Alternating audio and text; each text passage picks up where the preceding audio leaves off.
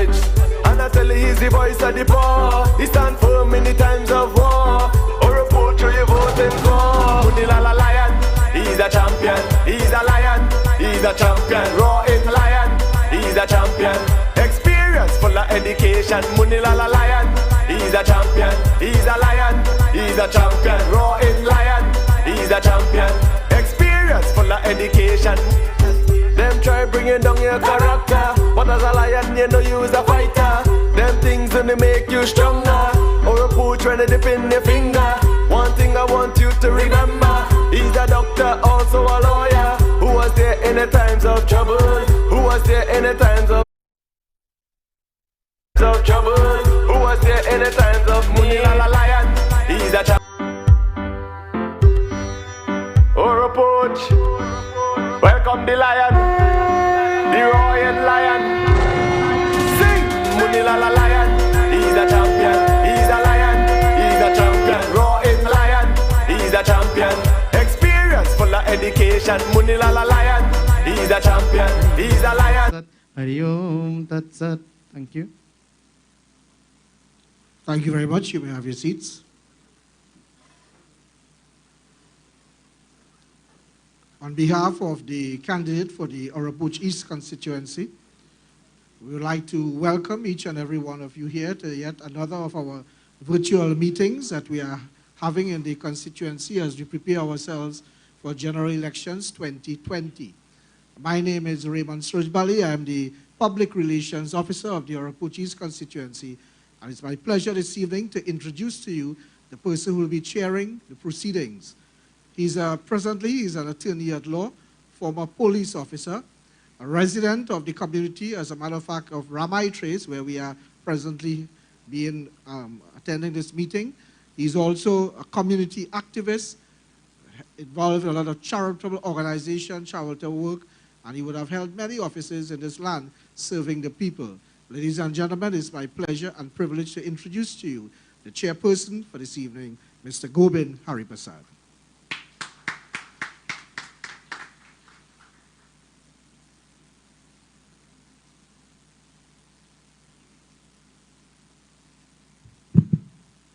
Thank you, Mr. Suruj Rambachan.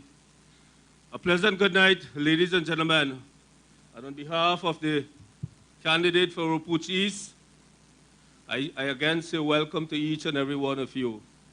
As it relates to our little housekeeping rules, let us ensure that we observe and comply with the present COVID regulations. As far as I am seeing at this point in time, we are indeed in full compliance. Everyone is sitting as designated and otherwise. UNC people, welcome. Welcome to the Lion's Den, UNC people. Ladies and gentlemen, I have a little mantra that I just do things with. And my mantra is fix your house first. And when I say fix your house first, I mean let us look at Oropouche East first before we go to national issues as it relates to these elections campaigns. Ladies and gentlemen, the first thing I want to raise tonight, I beg of each and every one of you here to do a little comparison. Not much, because you don't have much to really compare. But let us do a little comparison with our goodly candidate, the Lion himself, Dr. Roodal Moonilal, a.k.a. the Lion, and that PNM candidate, some fella named Clifford, is Rambarose his name? Clifford Rambarose, ladies and gentlemen. You know, today, I took the time out to look at the biography of these two individuals. And what do I see? I see, to put it in local terms, chalk and cheese. At a later stage in these proceedings, ladies and gentlemen, I will obviously be required to establish the qualifications of our present MP and the guaranteed, the obvious MP come the 11th of August, Dr. Roodal Moonilal.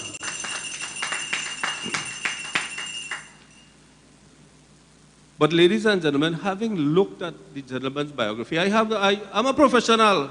I'm not here to gossip. But having looked at the individual's biography, what do I see? What do I see? Do I really see someone who you placing the lives of your children in, of your parents in, of yourselves in? I beg of you to look at what this gentleman has in fact said. What he in fact intends, what he wants to do for Oropouche East, and I shall read it. My plans for the constituency include the following. The first thing he wants to do, priority on his list, is setting up a food processing plant. If I'm not mistaken, I think the PNM, their political leader, went somewhere, Moruga, and set up some plant recently. Whether or not it is going to be successful is yet to be seen. Focus on creating employment for the youth. Establishment of a tourism destination at Godino River. Setting up programs to support teenagers in school. Ensuring a safe and secure public transport system, especially for the residents of the main road. And the fella stopped there. And the fella stopped there. If you were to ask the average citizen of Oropouche East, what are your major problems being faced at this time? What would we hear? Thank you, Pandit. It is so common in Oropouche East that the residents are continuously faced and burdened. Every time the wet season comes, there we have great flooding problems, ladies and gentlemen. But this fella, in his plans, clearly, he does not have one iota of knowledge as to what this Oropouche East really wants. And you know what's sad about it? Let me tell you what's sad about it. He had the audacity, that fella had the audacity to want to tell the media he's going to put a licking on the lion. That fella had the audacity to want to tell the media he's going to put a licking on the lion. Well, I asked his political leader tonight, if you all were so guaranteed that my MP going to get a licking, why you didn't send the short man down here as a candidate? If they were so sure of beating Dr. Moonilal, they should have sent a little boy. They should have sent the short man, the Dwayne. You understand? Now, I will tell you something. I don't want to song in a particular way. But Mr. Rambachan introduced me as a former police officer. And I clearly remember years back, when you started training, they used to tell you, there's a thin line, a very thin line between bravery and stupidity. I would leave it for you all to determine whether or not that fella is being brave or otherwise. To come in this turf, and rather than the fella say, well, you know, I know in the Lions then, but I would give it my best, he had the audacity to say, to tell the media he's going to put some licking. I see my senior colleague at the head table here, Mr. Pandey. You know, I'll tell you all this, I think in instances like this, the legislature should really consider amending the Domestic Violence Act to include political opponents. Because if they had included political opponents, let me tell you something, that fella would have had to go and apply for protection order against Dr. Moonilal. The licking he would have gotten, the licking he's going to get, he would have really considered. And it goes without saying that people, protection orders is well known in the PNM right now. I say no more on that. If I go further, what they call that side east? Yes. If I go further, you will see what happening down there. Right? So at the end of the day, ladies and gentlemen, we say to you, Mr. Clifford Rambarose, you are absolutely no threat. You are a non-entity as far as we are concerned. And I say it very publicly and very openly, very fearlessly. You are no threat to Dr. Moonilal. You come in the Lions Den and you want to play Hefe, partner, check your head. And moving on, ladies and gentlemen,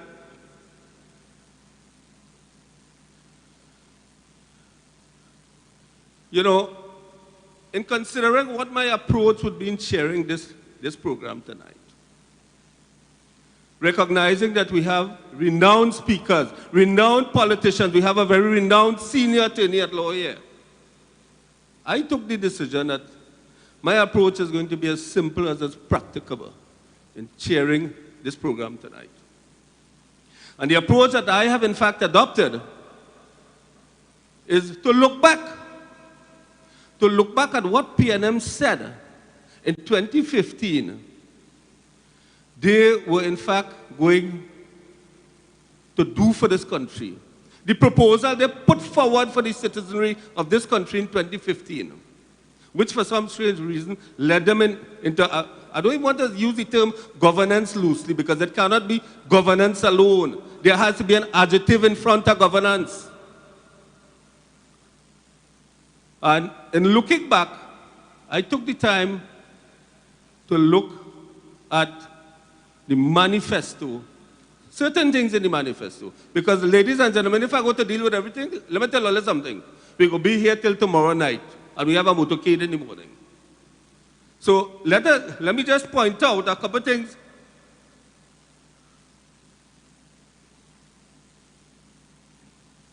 From their manifesto. Their manifesto, ladies and gentlemen, reads, after 5 years, crime remains the most serious problem affecting our citizens today, closely followed by corruption, which has now reached previously unimagined levels. In fact, officially sanctioned corruption has become a feature of this discredited UNC-led regime. Far from serving the people, they have only served themselves and their financiers. And among the numerous issues they raised pertaining to crime, ladies and gentlemen, among the numerous issues, one of which was the murder rate. The murder rate, ladies and gentlemen, under the Kamala Prasad Bisesa-led administration between 2010 and 2015. One of the core issues they raised, ladies and gentlemen, is this. The country has no offshore patrol capabilities or border protection. How recent, Mr. Stuart Young, come and tell the public illegal immigrants coming in the country? After 5 years, did they treat with that? But before I go to the issue of the border patrol, because in their manifesto, what did they say? They're going to establish border agencies and this and that and invest in this and invest in that. But before I get to that,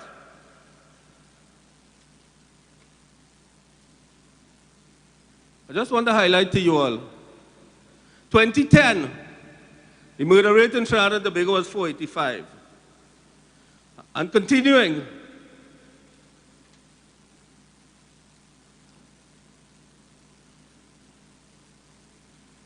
in 2012, the murder rate was 383. It dropped under the Kamala Prasad Bisesa administration.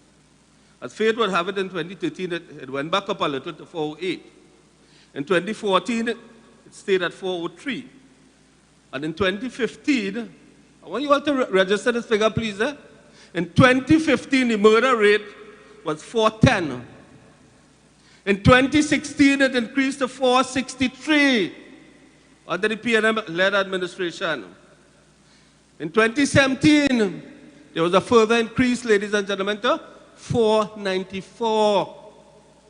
In 2018, it is here, 516. In 2019, it was 538, ladies and gentlemen. So the PNM government, who was saying in 2015 that Kamala didn't have a handle on crime, and the murder rate was high, I wonder what they're saying about this. I wonder what they're saying about this. Ladies and gentlemen, I do not wish to take away from the official speaker's time. At this point in time, I would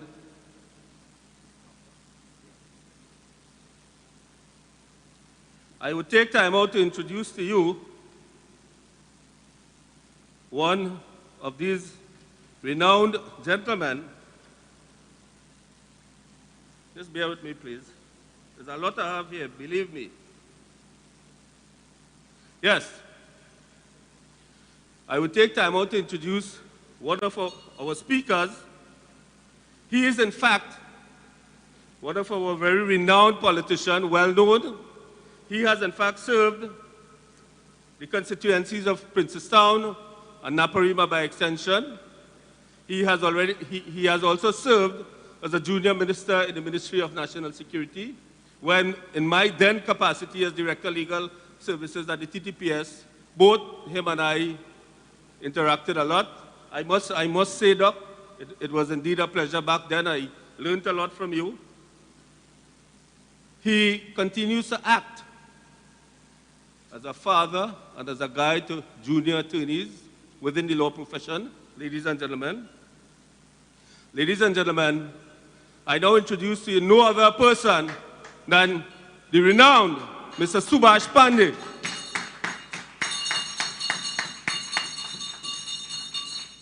He sent out to college, and I tell you he's the voice of the poor. He stand firm in the times of war. Oropouche, you vote. They said tonight we're in the land's den. But I think we're more than that, because we have the tiger from Tavakit with us here tonight. Suruj and Roodal Moonilal have been two of the most powerful representatives and the best debaters we had in Parliament. Gentlemen, and tonight I feel proud to be both in the lion's den and the tiger's cage. My brothers, my sisters, members of the national community, I wish to extend greetings to our Muslim brothers and sisters on this auspicious day on the event of Eid al-Adha. We say greetings to our Muslim brothers throughout Trinidad and Tobago. It is indeed an auspicious day. Brothers, sisters, one auspicious day follows the other. And tomorrow, today as we celebrate Eid al-Adha, tomorrow we celebrate Emancipation Day. And to all our African brothers and sisters, wherever you may be, we say, greetings on the Emancipation Day. It will indeed be a day of reflection for every single person of Trinidad and Tobago. My brothers and sisters, however, the PNM doesn't care about that. The PNM doesn't care about the people. They only think about how to win elections. And what did they say? They say, judge me on the performance in the last 5 years. What has been their performance in the last 5 years? Answer is nothing. Nothing to show for the last 5 years. All we can remember, my brothers and sisters, they haven't pushed the country 1 inch forward. Instead, they pull us backwards. Young people, they throw them on the breadline. This PNM has a history of destroying the working people. They did it with Caroni Limited. 10,000 people went home, and up to now, people ain't get their deeds. They have done, as time went along, look what they did with Petrotrin. 5,000 people are sent home, and you know they're boasting what a good job they do. They forget to tell you, my brothers and sisters, how many people work for contractors, how many people did ancillary work. All of them gone home, but they care about them. You know what they say? Many of the people who went home in Petrotrin, who worked there for a long time, went with a golden handshake. But the young people, you know what they say? You ain't got nothing, that is okay, you're young, go and look for work. As a matter of fact, he boasted, he said, the first work he do was washing bottle in bottlers in Tobago. I say, just stay in that work all now.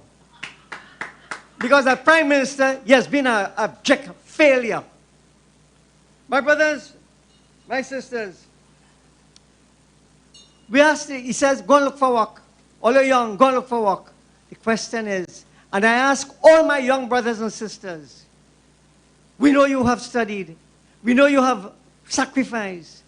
Where you get the work if the government closing down everything?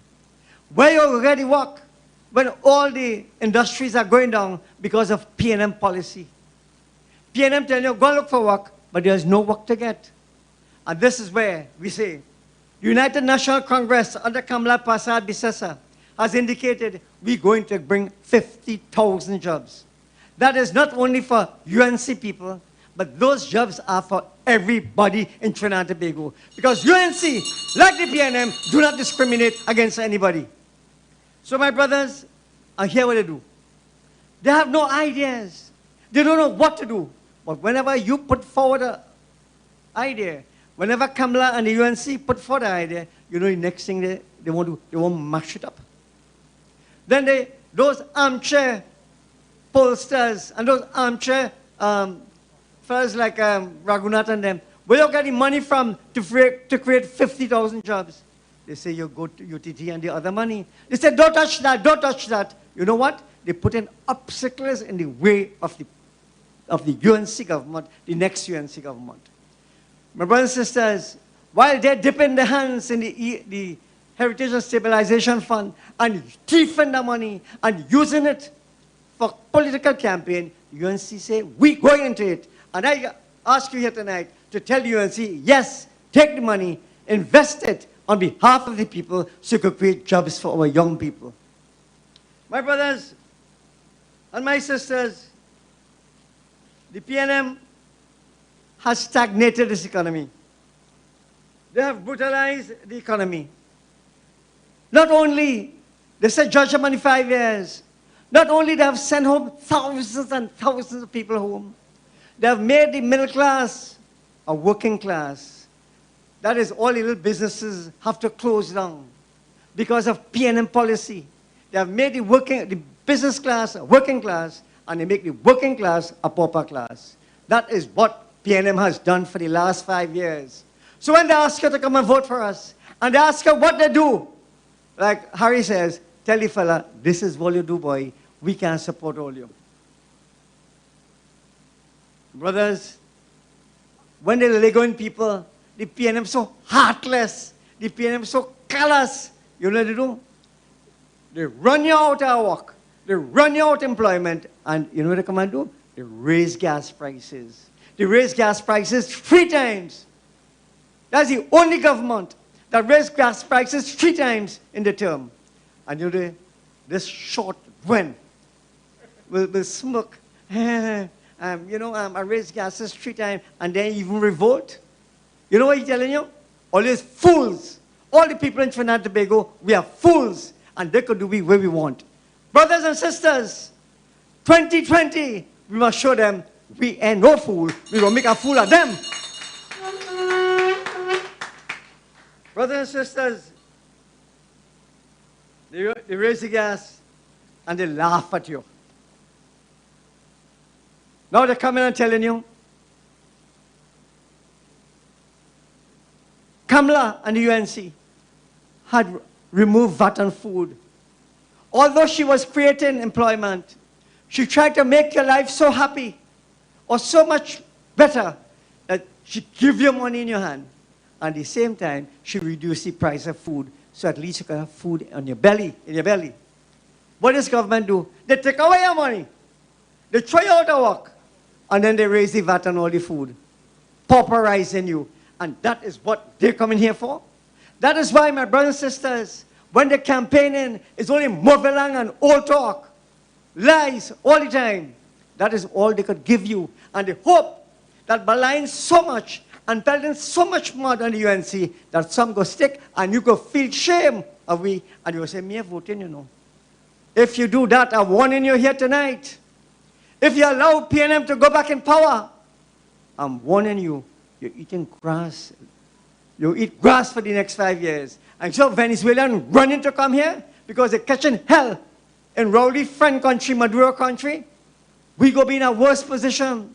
When starvation hit we under the PNM, there's no way for we to run. Long ago, when we had pressure from the PNM, the whole of Rock Road went up in Canada and the States. This time they closed the borders. We have nowhere to run. We'll have to stay here and take the jamming. We have to stay here and take the grain. And I'm warning you, if you don't take action on the 10th of August, you're in deep trouble. There'll be nowhere to hide. You can't go America, Trump, take away the visa. You can't go to England. You can't go to Canada. Where you going? Venezuela? Well, them running come in here. So my brothers and sisters, when we say that this election is the mother of election, we mean that this election means life and death. It's not only the mother of all elections, but this election is an election for life and death. Life and death for your children.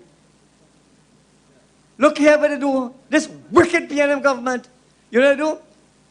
On the book list, they put, you got to get a laptop. But we are no work, we go buy laptop. Kamala say, instead of putting the list, the laptop on the book list, put the laptop in the children's book bag. This is the choice you have. This is the choice between the UNC and the PNM. This is the direction which the PNM want to carry you into the ground, and the UNC trying to lift you. And when I speak to you, I don't only speak about supporters of the UNC, because when laptops are being given, you would have seen on the last occasion, when laptops were given, they were given to every child in every school, denominational school and government school. That is the legacy of the UNC. That is the legacy of the UNC. The PNM has no legacy except lying all the time. But the UNC, in that 5 years, have left you with a legacy that your children will be better educated. So the choice is yours, and we want you to take that challenge. My brothers, my sisters, not only they give you no computer, you know, not that you can't even get the money to buy it, you know, not that they're going to send home one of the people, you know. And let me tell you something that all you know tonight. The PNM have already made a list of people who they're going to send home. 535 in UTT. They have their name already on a list to send home. And they say, wait till the election. Those people of UTT, those PNM friends of UTT, those people in UTT who think PNM is a friend, your name on a list for them to cut your throat. In WASA, in the regional corporations, they say they're going to modernize the regional corporations. They're going to reform it. You know what I mean? Half all you're going home. So here what they're doing now. So we go home, we have no money. So the rest of people who remain in, my brothers and sisters, you know how they go run the country then? They go say, tax in your back. So they intend to bring the revenue authority. And they come in to check your house. If you have a shed attached to the house, you have to pay tax on that. If you have a kennel with a dog and the dog managing the dead, you have to pay tax on that. This is where they come in. And I want to tell you something. They already have in plan who they're going to put there. Somebody who will be ruthless and they will take advantage of you. But we want to say here tonight to the PNM, no John or Johnny or Tommy or Henry, you are choosing your friends to brutalize me. We're going to stand up and fight. But the way to fight, my dear brothers and sisters, is with this. Not with a gun, with this finger. Take this finger on Monday, the 10th of August, make sure you save yourself. So what they intend to do is to raise the taxes so high that they will get money to live a happy life.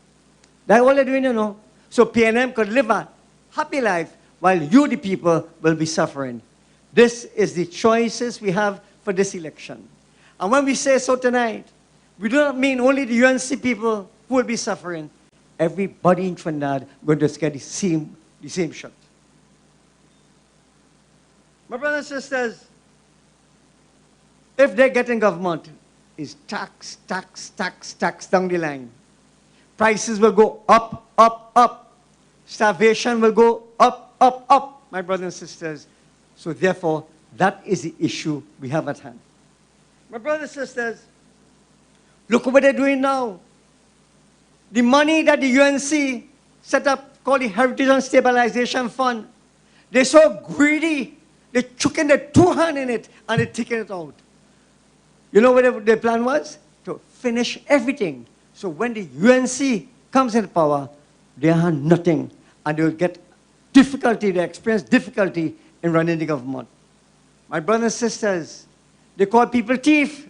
But I am telling you tonight that they dip in the hand in the Heritage and Stabilization Fund to finance their campaign and their friends. And I want to tell you something. All you're really lucky, boy. They ain't finished your money yet. You have a little bit remaining, and you have an opportunity on Monday, August the 10th, to save that rest of money for the future of your children. So, my dear brothers and sisters, they talk about how they're solving crime. The amount of money they spend on crime, as Harry told you, the crime rate is so high.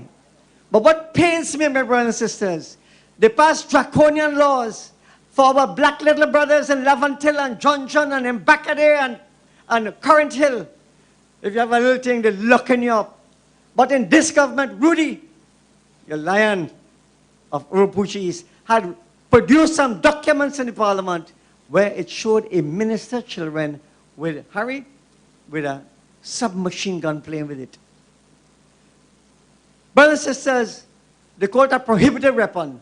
And Harry will tell you, a prohibited weapon is like a cannon, a submachine gun, a semi-automatic rifle that could kill 20, 30 people in a few minutes, a few seconds. A minister's son was playing with them gun in the Komoto. And you know, up to now, they're locking up all them little fellas, all about on the street. And up to now, that minister's children ain't get touched yet. I know what the minister is saying. Bob the Roodal by. Where Roodal have my children by? Minister, Roodal has nothing against the children. Roodal wants to maintain the law in the country. And Roodal wants to see that the law is evenly carried out. I'm going to tell that thing, the joke about it, and the shamelessness about it. That weapon that those children had is called a prohibited weapon. Meaning that if you're police, you could use it. But when you go home, not even a police could get a license to hold a prohibited weapon. And then they go, watch we as big people and say, they was training to protect themselves. How are you going to train a gun that you can't ever use? You say they think we're stupid? But that stupidness had to come on the August the 10th. Put an end to that. Put an end where the PNM living like kings in this society and the rest of the society on the ground. So my brothers, we need to deal with that. We need to chart a way forward. We are not supporting any crime. We are not supporting any criminality. But what we're saying is, Gary, Commissioner, Mr. Commissioner, apply the law of fair across the board. Up to now, they duck it under the table. Why? Brothers, for the past 5 years, that has been one of the most disgraceful things that has been done in the society, where ministers' children playing with that kind of weapon. But I want to ask you, they say, judge me on what we do. Well, I tell you something, the only thing you have to judge the PNM is lie, lie, lie. That's all they do. From the word they come there, from the time they go on there, that PNM, they master only one art. And that art is the art of lying. They lie so much that they believe the lie. That is true. And you're talking so bold-faced and with such confidence. Those are people who you can't trust, my brothers. We got to get rid of them. Brothers, they keep on saying, UNC corrupt, UNC corrupt. The pelting mud hoping some will stick. But I want to tell you something. There's nothing that is more corrupted than the PNM. And here how they come up, brothers. Every time they have an election, they set up the lie, they lie. They have something called a liary or a liar machine. Every time. The first time they come, email gate.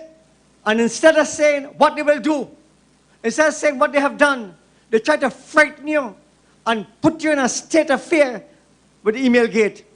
And they go on with email gate for election. They lie, and they win the election on lies. They come now, and they come and they say, hey, local government election, Cambridge Analytica, how we harvesting data, and how we nasty, and how you go to jail, and all kind of damn nonsense.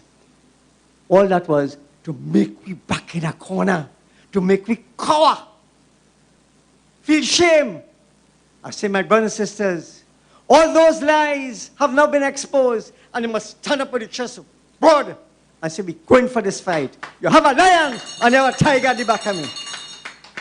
And I say this, not only to all the so-called yellow cheese head, but to every single brother and sister in Trinidad and Tobago. This is your fight, and we want you to go. So they come now, this year now, lie run out. I thought you were going to have a lion. The lie go run out. You know Stuart Young or Stuart Young lie? Stuart Young come on next thing now. We in UNC people in human trafficking. You know where's that? You want a nasty thing you're doing? That means you're thieving people from our next country. You're thieving children, and you bring them across border to exploit them. That is an international crime. And he's saying today, in this campaign, that we are, UNC, we are in human trafficking. That is the biggest lie I've ever heard. But Stuart Young and Rowley, they have, as I say, they have mastered the art of lying. Them fellas could lie, boy. And like there's sleep in a line, trying to get the same lie. My dear brothers and sisters, reject that idea. It is so foolish and jokey that this time we must deal with them. My brothers and sisters, as I say, all they give you in the last 5 years is lies. Imagine Rowley and Stuart Young say, the woman from Venezuela, what's she name? Rodriguez. She come in Trinidad underhand. When she come in, you know what Stuart Young would tell me? He said, they didn't know who was coming. You have 2 former ministers of government here, and they'll tell you that when any delegation is coming to meet anybody, minister or not, there must be a list of the persons who are coming. And they will lie and tell you they don't know who was there. Brothers and sisters, further than that, my 2 former colleagues will tell you that when you come, you have to introduce yourself. But they do, because they believe that all you go believe them. They give all kind of nasty lie and believe you go believe it. So my brothers and sisters, I want to tell Rowley and Young lie tonight that all you lie when all you say, all you didn't know was Maduro boys was coming to get gas on the hand. And was the lion of Oropouche who exposed him. So my brothers, my sisters, we have other speakers here tonight. And I want to deal with the issue. Rowley keep on saying, corruption, corruption. As Harry going to tell you, how you going to understand? Corruption has no statute bar. Meaning, if you commit corruption now, no, if I slap you, you have 6 months to bring me up. If I bunch you, you have 4 years. After that, you can't come. Rowley is frightening the people, frightening our people, saying they have no boundary, no timeline for corruption, and we come in for them. I want to ask him, 5 years, you can't catch nobody. No, you catch people, but you're just using it for election again to pelt mud. But mud on your face, Rowley. Mud on your face. Who is Marlene McDonald? Eh? You talking about other people corrupted? Watch your own face. Marlene McDonald and the Caleb Foundation, millions of dollars a thief. The next one, who interfered, some lady or something, so, and they take your taxpayer money and pay she to hush him out. And you know this shameless Rowley way he say? You know, I didn't fire him because of the sexual thing, you know. I fired him because he interferes civil service regulation. What the PNMs do, they so master corruption that time will come up, they take it, and Rowley and Alwari, they sit down and complot and say, oh, there was nothing wrong in that. We have looked at it, nothing wrong. But UNC, man, they want to paint you on the road. It's time for we to paint them on the road too. Paint them, although corrupted. PNM is most corrupted, and all the corruption and all the DNA, starting with the gas station racket, but O'Halloran. So don't call me corrupted. Don't call me corrupted at all. It's all you who corrupted. So my brothers and sisters, imagine a minister going to carry some 97,000 in bank. If you carry 5,500, they want to ask you where you get it from. But the bank asks you, what she say? Who leak it? Who leak it? Instead of answering the question, where you get the money from? Was the money from corruption?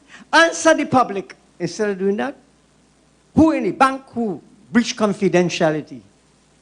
So this is the PNM you have. This is the wicked PNM you have.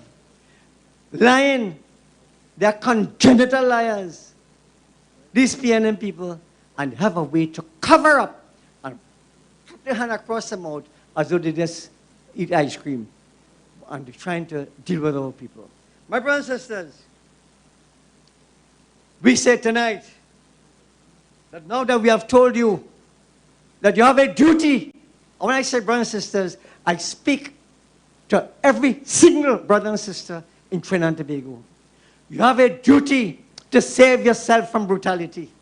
You have a duty to deal with PNM arrogance. You have a duty to deal with PNM corruption. Imagine when Suruj and Roodal and them were there, they passed the Procurement Act, and 5 years, they may procure, they pass the act, but they're buying boat, buying all kind of thing up and down the place. Why? Why are you afraid to come to the people and explain how you're spending the money? But at the same time, they're cussing me and calling me thief. We know who are the thieves, and we have identified them to you tonight. So my brothers, my sisters, people of Trinidad and Tobago, come Monday, you have an opportunity. But I want to tell you something here tonight, that this election will be a tight election. PNM doing all kind of wickedness. All kind of wickedness they're doing. You know do really in Shagwanasis? They give out houses in Oasis Gardens. But they tell the people long before, we go give you the house. Go EBC and register. So they get the people get the name on the list before they get the house. And just recently, about 2-3 weeks ago, they get the houses. We got to be vigilant. We got to be vigilant. That means we got to get out every single voter. We got to get out every single voter in every seat. Rudy is safe here. We're sure that this lion will roar on August the 10th. But there are certain seats that we need to go and do some work. If you have a friend, you have family in Shagwanasis, go and meet them, talk to them, tell them about these things is your life we're fighting for, and get people in imaginal seats to come out. In Murga Tablan, Gomez Trace, same nonsense they do. So if we slip on election day, and we don't help those marginal constituencies, if you have a daughter married in Burton Trace, go look for she, go look for she family, go look for all the friends, and get them to come out. So, pardon? Yeah, sure. So my brothers and sisters, there we are. There we are, my brothers and sisters. Come Monday night, we will not say, great is the PNM. You know why? Great is the PNM only for a few big fellas, like Al-Wari, who gain $20 million a year for rent. Great is the PNM for he, not for the boys from Laventille. Great is the PNM for Franklin Can, not for the boys from John. Great is the PNM for fellas like this other one, Sinanan, not for the people. So my dear brothers and sisters, all you from South, PNM fixing themselves. 9 out of 10, well, not 9, but a number of ministers' wives in this government have contract. All you know about that? Great is the PNM for them. Not great is the PNM for the boys on the ground. Not great for the PNM in Bakade. Not great for the PNM in Current Hill. Great is the PNM for Al-Wari. Great is the PNM for Franklin Can. Look what they do. Franklin Can, father-in-law Sulal, the building in Faizabad. You know they rent that for family court. So if you poor and you live in Guayari, you have to take a bus or car to come Miaro. Then next car to come Princess Town. And next car to come San Fernando. And then you could probably take a car to Faizabad. That is what the poor suffers under the PNM. While he and his family gain big rent. And what I ask the UNC? Help the poor people on the 11th and review all them rental contracts in the interest and in the name of the people. So my brothers and sisters, I will see you again on the night of the 10th. And when we meet on the night of the 10th, we shall all rejoice and say, we have taken that yoke from our neck. We have dealt with the corruption people. We have dealt with the liars. And I want to go further, as Harry say, we would have dealt with those thieves, vagabonds, and rogues. So, my brothers and sisters, long live the Lion of Oropouche. Long live my brother Suruj Rambachan. Long live our leader Kamla Prasad Bisesa to take us onwards to victory. Thank you.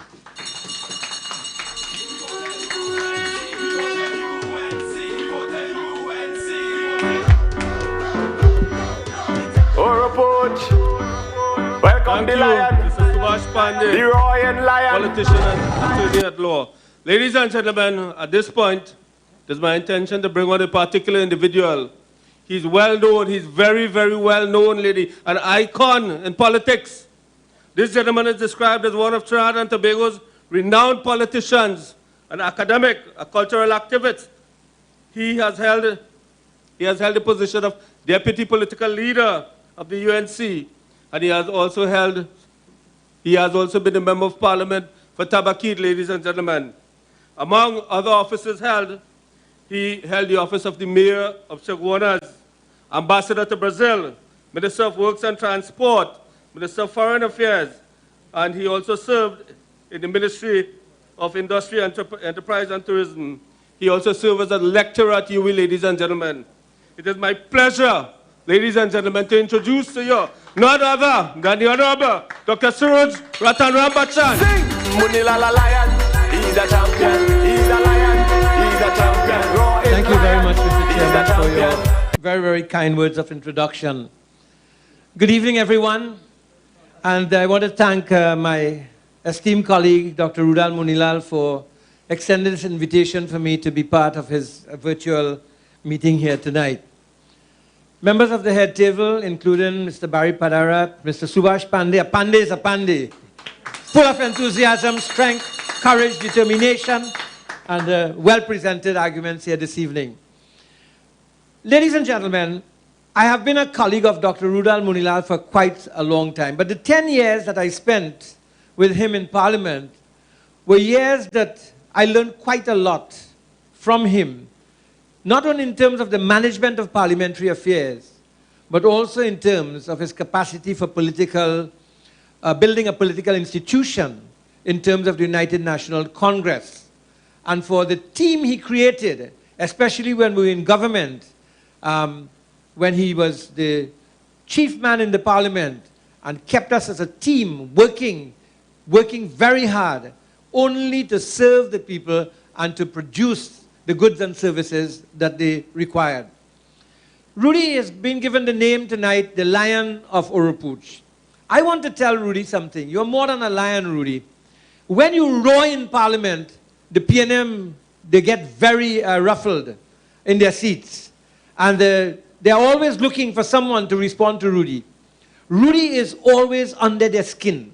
Rudy is the kind of person you require in a parliament when you have to face those members of the PNM, especially with those who have caustic mouths, like I.A.N and others in the parliament. But I want to say something to Rudy tonight. Rudy, you're a young man. You're a man of great courage and determination.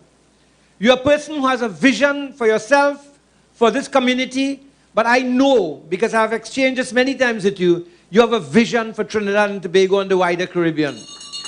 And I want to say to you tonight, Rudy, that I hope that I'll be alive the day when you become the leader of the United National Congress and have yourself set up to be the Prime Minister of this country.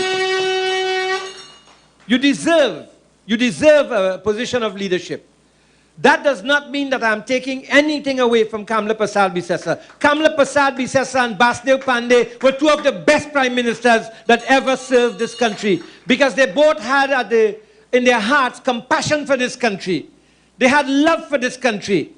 And more than ever, they simply wanted to see a better quality of life at any cost for the people of Trinidad and Tobago.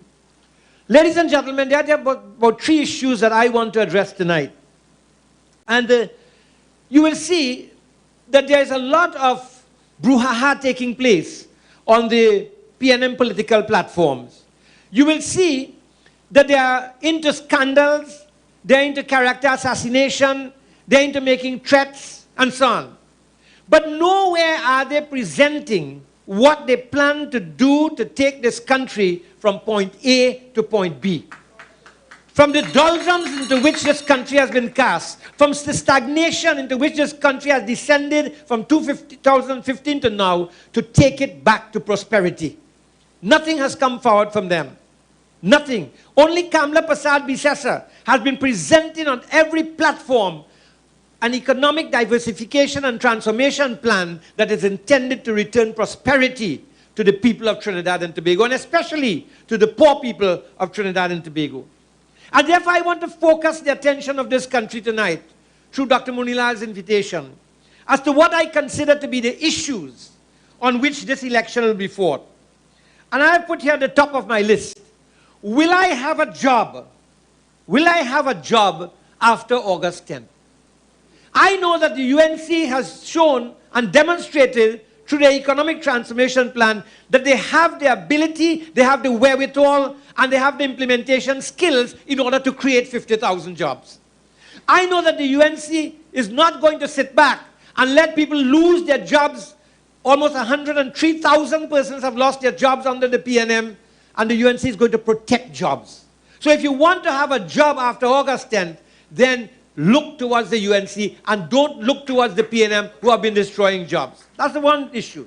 Second issue, will I have food on my table to feed myself and my family? If you don't have a job, you cannot get the wherewithal to provide the food on the table. And therefore, Subhash made the point, the looming poverty is not looming. Poverty is real in Trinidad and Tobago. And if you wanted to see the connection between unemployment and poverty, it was over the last 3 months when the UNC people, through their own resources, went on the streets and they harnessed whatever resources they could to provide hampers and foodstuff to the poor and not so poor also, who had reached the position of the working poor in Trinidad and Tobago. I said to you, poverty is real in this country. And only the UNC will be able to take us out and put people back on the road to prosperity. The third question, will I be safe from criminals in my home and on the streets as well as in my workplace? It is very clear, very, very clear, that the crime rate is not going down. The crime rate is not going down. The number of home invasions that have taken place in this country over the last couple of years, perhaps a lot of them have not been reported in the newspaper. The domestic violence that is taking place, particularly against women in this country. The violence against children that is taking place. You see so many hundreds of thousands of calls being made to the Children's Authority by children. Tells you a story of how unsafe you are in Trinidad and Tobago under the PNM. The fourth question I want to put forward for you to consider in this election is this. How is my country, Trinidad and Tobago, going to repay the debts created by the PNM in light of no new revenue streams and declining energy prices and energy revenues? That is going to be a very, very important issue in this election. How am I going to do that? How am I going to ensure, ladies and gentlemen, ensure that my country can repay these debts that have been created by the PNM? The debt of this country is over $120 billion at the moment. The debt of the country has doubled in the last 5 years. And when you have debts to pay in a country, it's the citizens who have to pay that debt. And they pay that debt by increasing taxes, by denying social services, by taking away from you what they perhaps once gave you in order to pay off those particular debts. So it's not just the government has the debt, it is the citizenry of the country has the debt.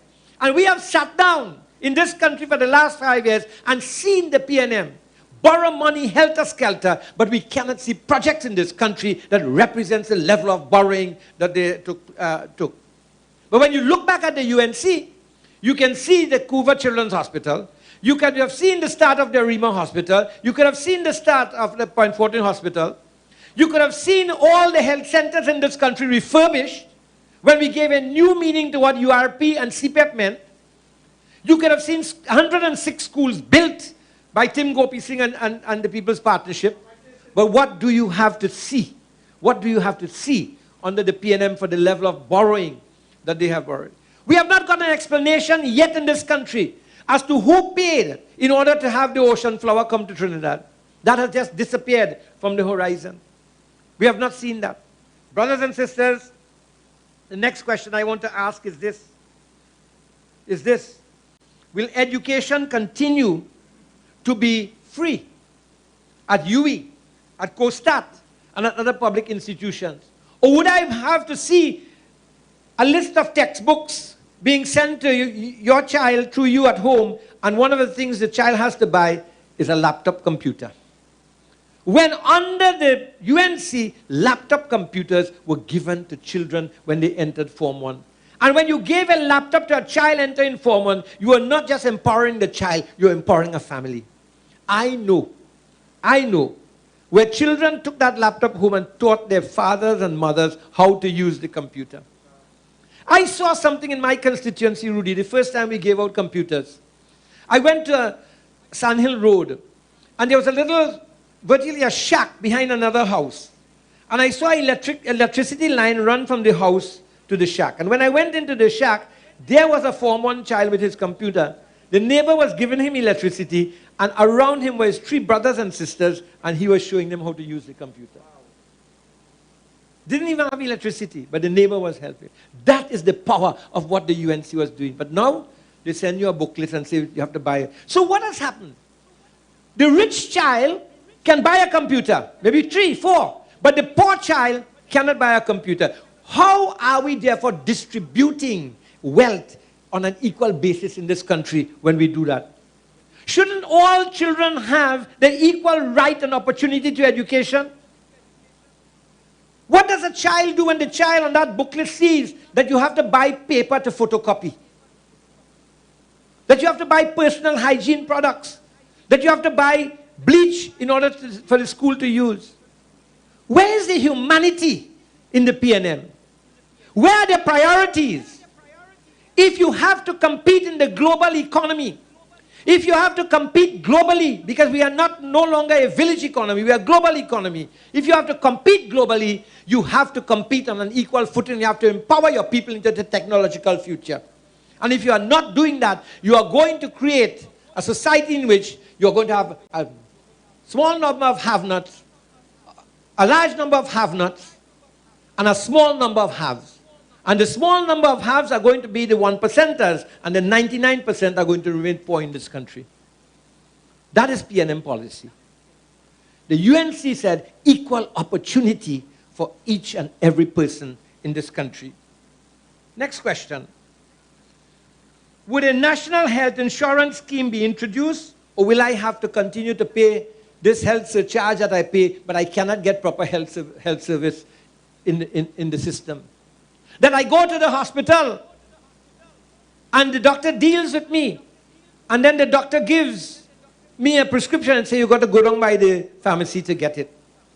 Or like the case that happened at Mount Hope, where someone went in there and went for surgery, one day surgery, and had put on all the gowns and was prepared for the surgery. And then when he went to do the surgery, they realized they didn't have a particular medicine to give to him. So he had to take off the gown, go down by the pharmacy, buy it, and come back so he could have his surgery. You don't hear those stories. You don't hear those stories from Mr. Diyal Singh. Will I be able to produce decent, low-cost housing for my family?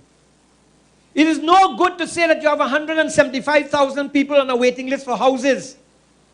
It's no good to say that. If you are not making the opportunities for people to own a house. Look, the biggest investment a man makes in his life is a house. And a house also has, going side by side with the concept of family. And a man's dignity, a man's self-respect has to do with how he could shelter and feed his family.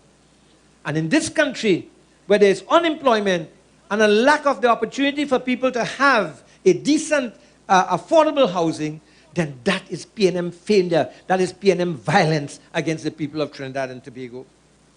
Brothers and sisters, this election has to be decided on who can diversify the economy.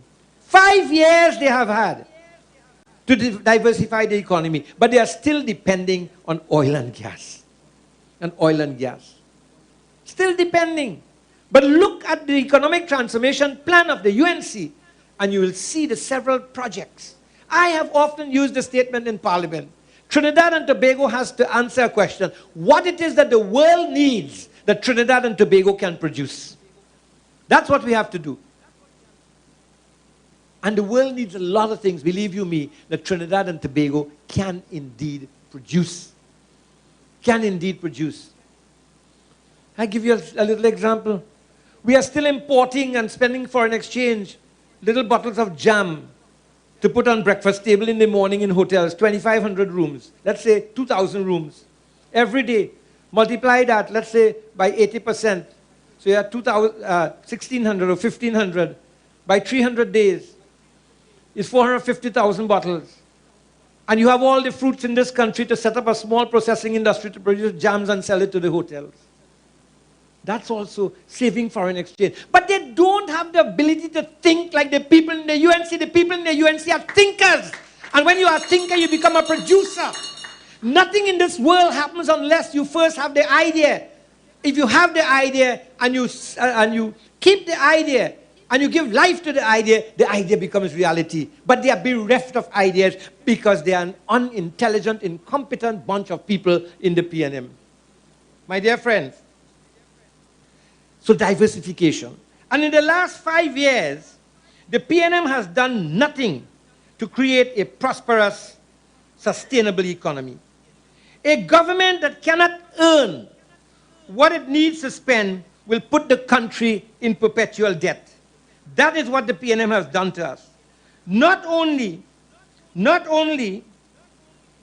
has the national debt increased, as I told you, but job losses are at its worst under this administration.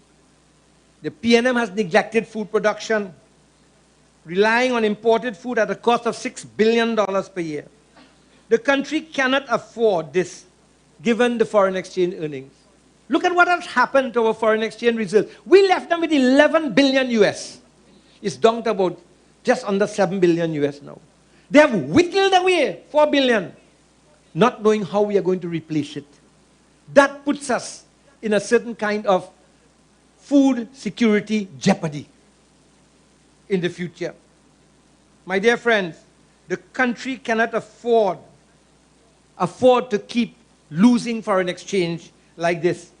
You know, one way to save foreign exchange is to engage in import substitution. But the government has not done anything to give the kinds of incentives to the farming community to engage in producing goods, agricultural products in particular, that will lead to foreign exchange savings. They closed down Petrotrin. I don't need to talk about that. But I can tell you also, not only Petrotrin, but they presided over the closure of 7 plants at Point Lisas. 7 plants at Point Lisas. People going home. The decimation of the economy continues. And in the midst of all of this, a couple of weeks ago, a virtual civil war broke out in Port of Spain. Gangs combining and shooting all over the place, and police in a war with the gangs. That is where Trinidad and Tobago reach under the PNM. And if you like it so, vote PNM. But if you don't like it so, and you want safety, security, and a prosperous future, then you've got to vote the UNC.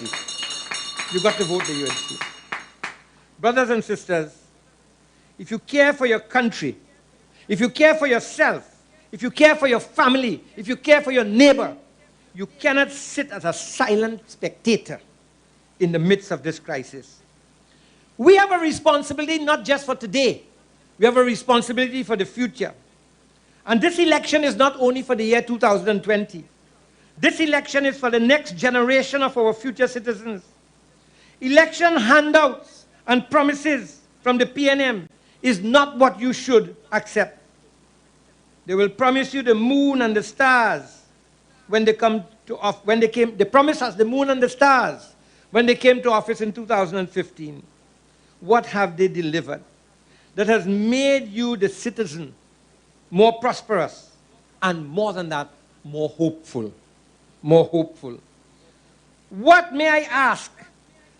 I want to say that we are worse off today than we were in 2015.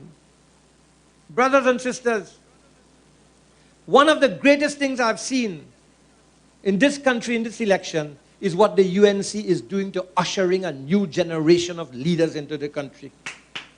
They talk about young people being, so many young people being in the UNC. I want to tell Kamala Persad-Bissessar, you have done the right thing. Because young people, if you leave them to just be spectators to the political process, they will develop a level of cynicism which will work against the future development of this country. People must become involved. They must participate in decision making. That is the new kind of leadership.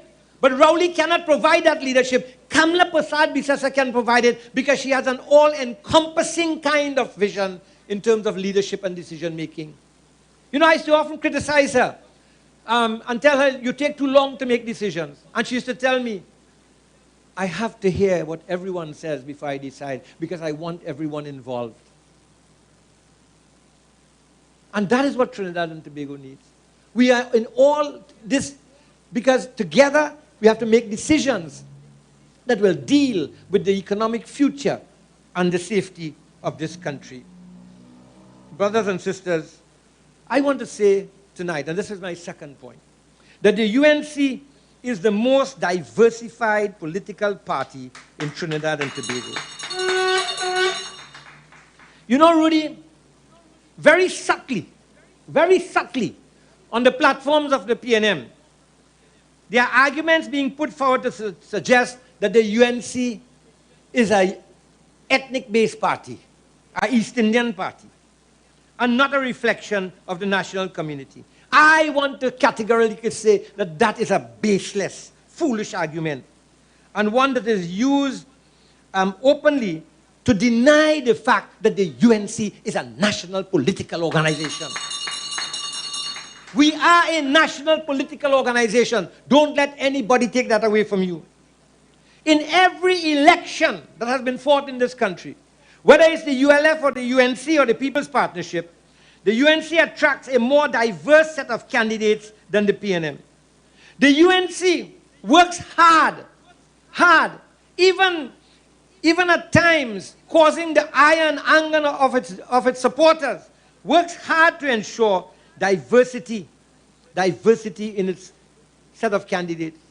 Because diversity is the strength of Trinidad and Tobago. And it's reflected in when the UNC is in government. Let me point out something tonight. Do you realize that the votes that divide the parties in the marginal seats are very, very small? 500, like in Barataria, less than 500 in Moruga, Tableland, and what have you.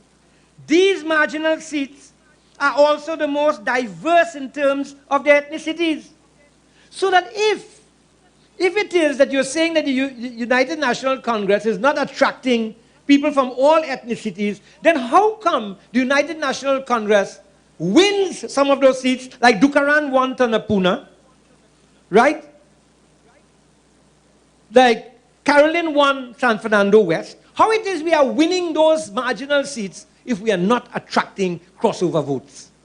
So don't let people make you feel that your UNC is not a national party and is not attracting votes from all the ethnicities in Trinidad and Tobago. Brothers and sisters, what is happening and why people are gravitating from all the ethnicities to the UNC is because they are motivated not by race, but by the leadership vision and philosophy of the United National Congress. This in itself gives a lie to the narrative that is being pushed that the UNC is not a national party. To win an election in Trinidad and Tobago, you must attract voters of all ethnicities, as well as class and religion. As we look back, for example, to 2010, it will become clearer that the People's Partnership government, which was mainly the UNC, was very diverse. And in order to ensure the diversity, and I want to show you how the UNC philosophy reaches out, that we don't even only talk about a philosophy, but we practice it.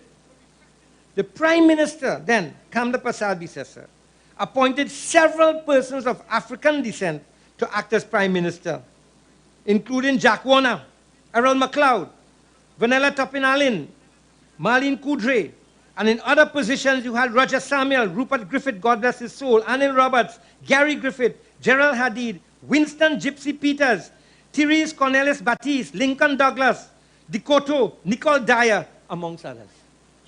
Tell me, when have you seen the PNM appoint such a diverse group of people in any of the cabinet, in any of the government? It has never been done.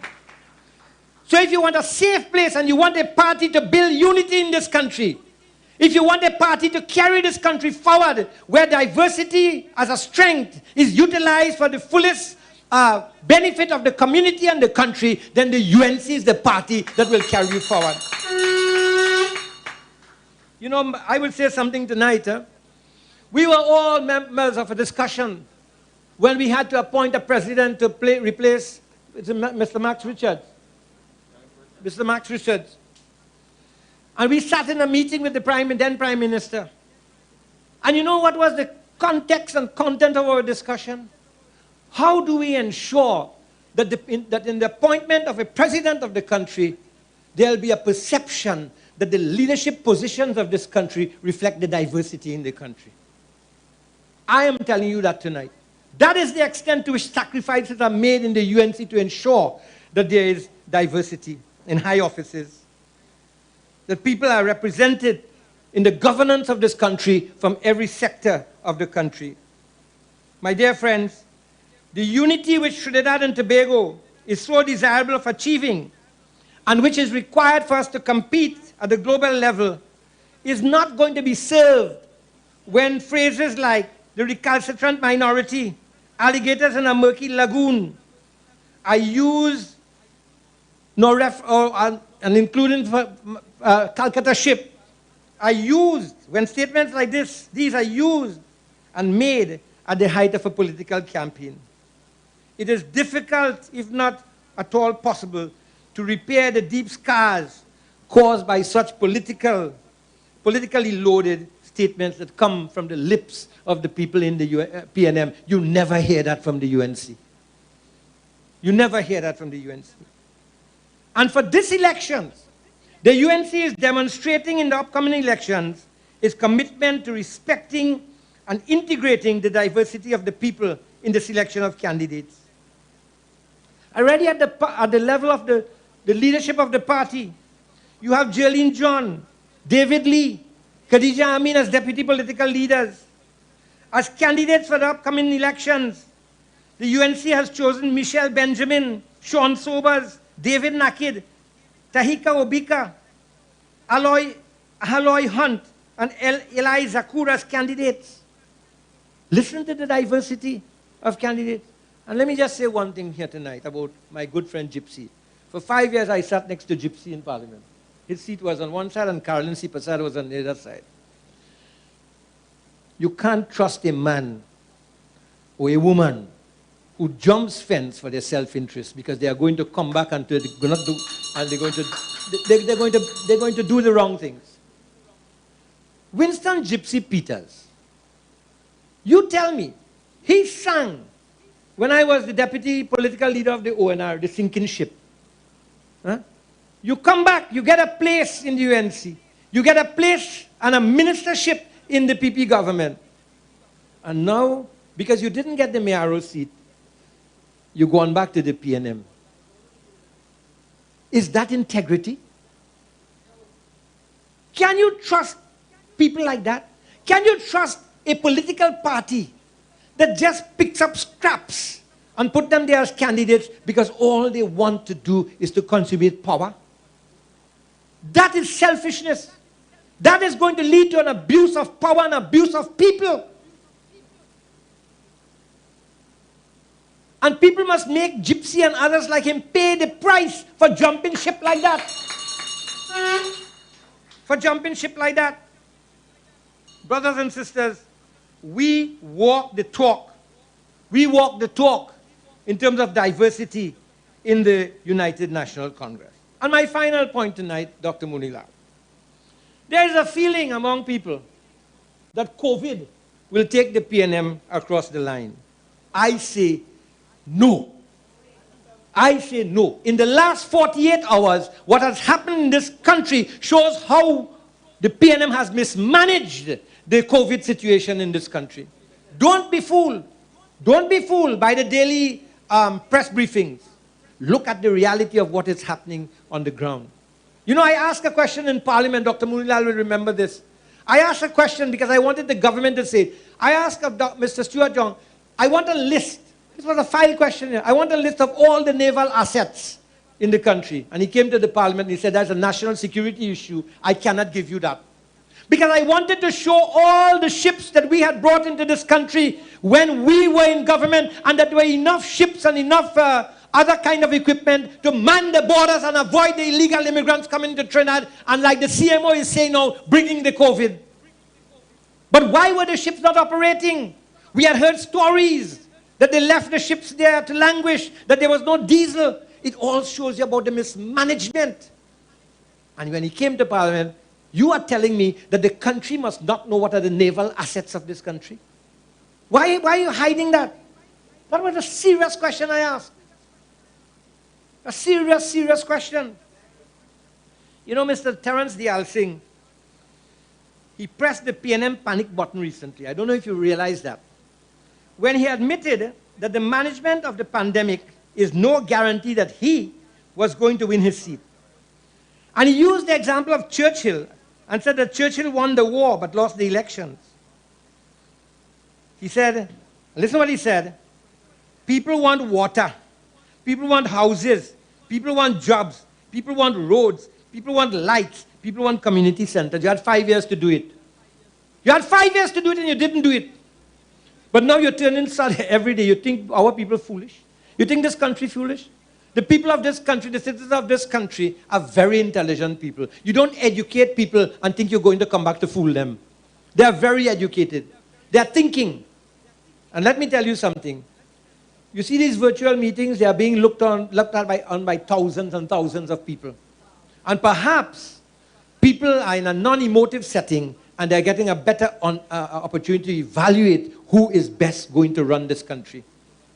And it is going to be the United National Congress. Brothers and sisters,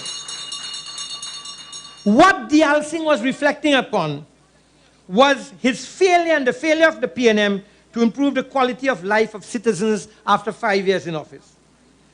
The upcoming elections is not going to be fought on COVID-19. I gave you 7 questions at the beginning as to where I think the issues are that this election is going to be fought. It is going to be fought on the perception of the electorate as who will manage the affairs of this country in the way that provides life security. Life security. Every human being, every citizen of this country has 4 basic rights. The right to the comfort of sustainable work, the right to shelter, the right to food, the right to education, healthcare, and personal development, the right to live in a society where leaders governed by moral conduct are ethical and where people feel equal, the right to freedom from sorrow and the experience of happiness. I remember Mr. Pandey used to say the only goal of politics is to make people happy, the happiness of the people. These are not just the expectations of people, they are human rights. And I ask you now, how has the PNM performed with respect to these human rights? The reality of high unemployment with low prospects of getting a job in the short to medium term is a reality. I told you the ability to repay debts incurred by the PNM with no new sources of revenue and falling energy prices is a reality. The world is going green, divesting itself from dependence and use of fossil fuels in order to mitigate the effects on climate change. But the PNM is still in the oil and gas basket, while Point Lisas continues to see plants being closed. COVID-19 exposed the poverty that is rampant in this country under the PNM. Rampant. And more than this, the fringes of the economic cliffs upon which the people are living and from which they can fall off any time. Because the reason is that the PNM never had a plan to transform the economy through a sustainable diversification program. Brothers and sisters, citizens of Trinidad and Tobago, providing millions of salary support and rents as well as hampers is not sustainable. It's not sustainable. The people need to be fed, but you cannot keep borrowing into perpetuity to provide social support. Sooner rather than later, your reserves will be depleted, and the iron hand of the IMF will be upon us as a nation.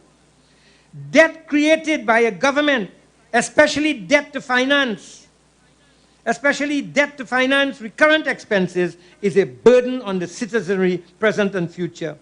The workers will have to pay through their higher taxes and the denial of social services. And the topsy-turvy PNM and its leader said that there is not enough land for agriculture in Trinidad. Well, blah, blah. They seem to forget the modern methods of production and processing. They seem to forget that food security in this pandemic is a must. Brothers and sisters, agriculture has to be the basis for transformation, the economic transformation in this country. Every country that has developed industrially has done it on the basis of an agricultural revolution. My dear friends, these are some of the points that I wanted to make tonight. But I want to remind you that when the PNM came to Parliament in 2015, the voracious Tobago MP Shamfa Kujo proclaimed, "We are in charge and you'll have to deal with that." Yes, Shamfa, you have been in charge, but what have you done to provide life security for the people? What have you done to provide security for people in their homes and in their businesses from being robbed and shot dead? Yes, innocent people and business people have been shot dead. The people now declare, we the people are in charge, and we will show you, the PNM, on August 10th, the exit door. My dear friends, vote for Dr. Roodal Moonilal. Let him go forward and realize his personal vision. Let that personal vision be translated by him into a series of manageable actions for the benefit of all of Trinidad and Tobago. And let it be done by the most diverse party in Trinidad and Tobago, the true national party, the United National Congress. I thank you very much for having me here this evening. Thank you. Oropouche, Ladies and welcome gentlemen, the lion, can we the get another royal round of lion. applause for Dr. Rambachan, Sing, please? Moonilal a lion, he's a champion, he's a lion, he's a champion, royal Dear lion. brothers and sisters, before I call on the next speaker, I looked at the media today. And this, when one looks at comments being made by high, impartial, independent office holders, ladies and gentlemen, we have to take special cognizance of that. And very quickly, I'll read it. Contacted yesterday, Griffith told Guardian Media that both Diyal Singh and the CMO have been making comments in total contrast to the policies of the government. He went on, ladies and gentlemen, we would take advice from the medical expert, that being the CMO, but the hypocrisy by the Minister of Health. And ladies and gentlemen, I beg of you to take note of what a high independent office holder in this country, who has a mandate to operate independently, who has a mandate to operate impartially. And when comments like that are being made about our present ministers, where do we go from there? Ladies and gentlemen, I leave it for you to consider. When a high office holder is commenting like that, what would the average lay member of society think? Before I bring on the next speaker, ladies and gentlemen, he's in fact a well-known member of this society. He's one of us, to put it in local terms, he's a homeboy. He's resident here. He is commonly known as the WWF champion. He has in fact been the chairman of the PDRC for years. He's the longest serving councillor, I am told. Ladies and gentlemen, in the interest of time, I'll cut short the introductory part of it and bring no less a gentleman than Mr. Premchand Suku. Oropouche, welcome the lion, the royal lion. Sing, Moonilal a lion, he's a champion, he's a lion. Chairman, the Honorable Dr. Roodal Moonilal, your Member of Parliament, for Oropouche East, and I am positive sure, come August 10th, 11th, he will be your next Member of Parliament of the Republic of Trinidad and Tobago. And not forgetting young, brilliant, vibrant Barry Padarath, another Member of Parliament for Princess Town.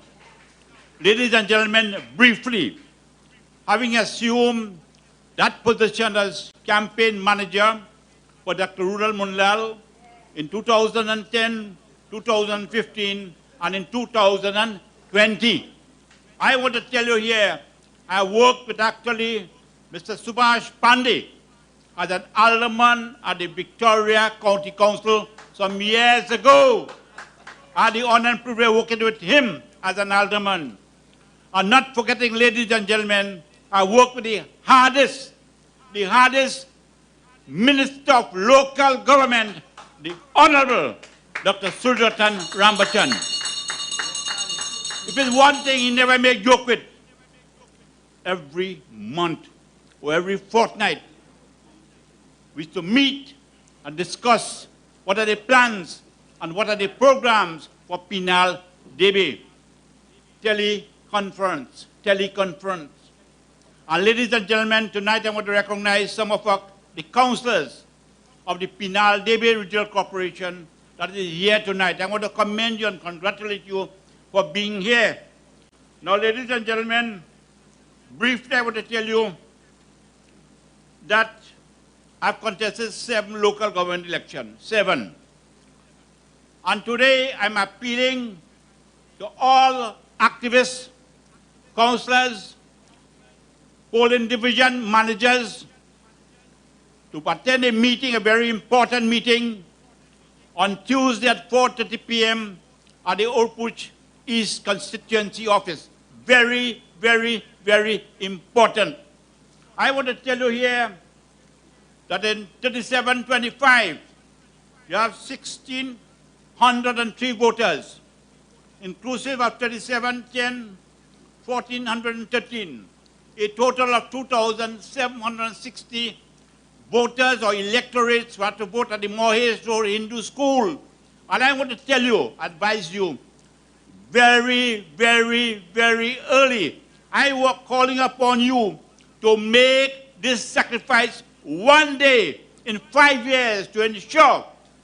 And I want to tell you that the total electorate in Oropouche is 28,271. And when you calculate 60% of that, bringing you to 16,962. But our target in Oropouche is 17,000.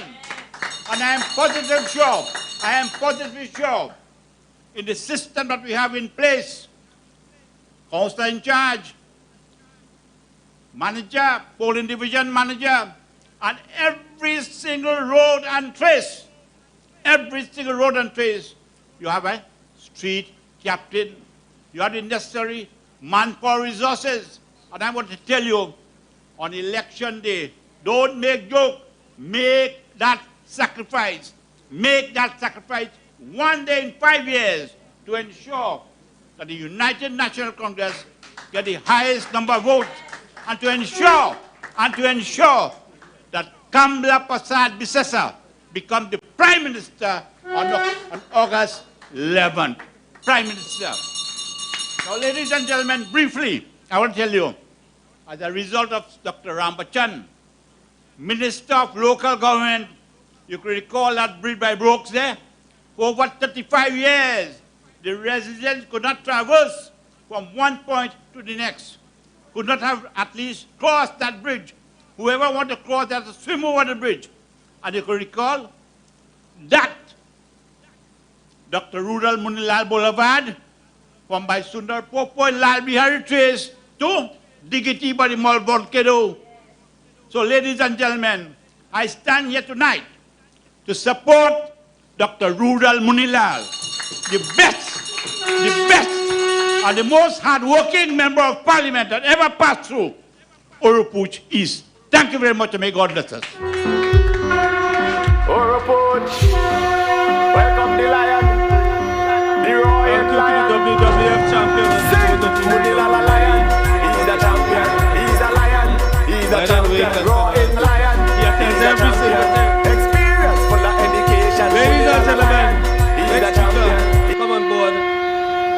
The gentleman described as one of Trinidad and Tobago's renowned politicians. And more recently, he became even more renowned. He has been in the forefront of representing the people of Princestown. He's in fact an academic who brings a mix of youth and experience to the forefront. He holds a Bachelor of Arts from the University of the West Indies. I'm informed, ladies and gentlemen, that he's in the process of pursuing his LLB via the University of London. Welcome to the law fraternity, sir. He holds several other certificates. Very importantly, ladies and gentlemen, he has served as one of the youngest ever advisors to the Prime Minister of Trinidad and Tobago. He is presently the Member of Parliament for Princestown, and rest assured, ladies and gentlemen, come the 11th of August, he is going to remain there. I now introduce to you no less a person than Mr. Barry Padarath. Oropouche, welcome the lion. Good evening, brothers and The sisters. Royal lion. First, let me take the opportunity to thank the lion himself, the ferocious lion from the Parliament of Trinidad and Tobago, Dr. Roodal Moonilal. For many of you, you may not know this, but when I became an MP in 2015, Dr. Moonilal was one of the very few parliamentarians who took the opportunity to provide a guiding, steady hand to me, who was the youngest elected member of parliament in the 11th Parliament of Trinidad and Tobago. He was a person that gave me the opportunity as the youngest MP ever to sit on a privileges committee to be able to defend him against stinkmouth hinds. This evening joining us, we have a man who laid the foundation and whose shoulders I stand on in Princestown, the former Member of Parliament for Princestown, Mr. Subhas Pandey.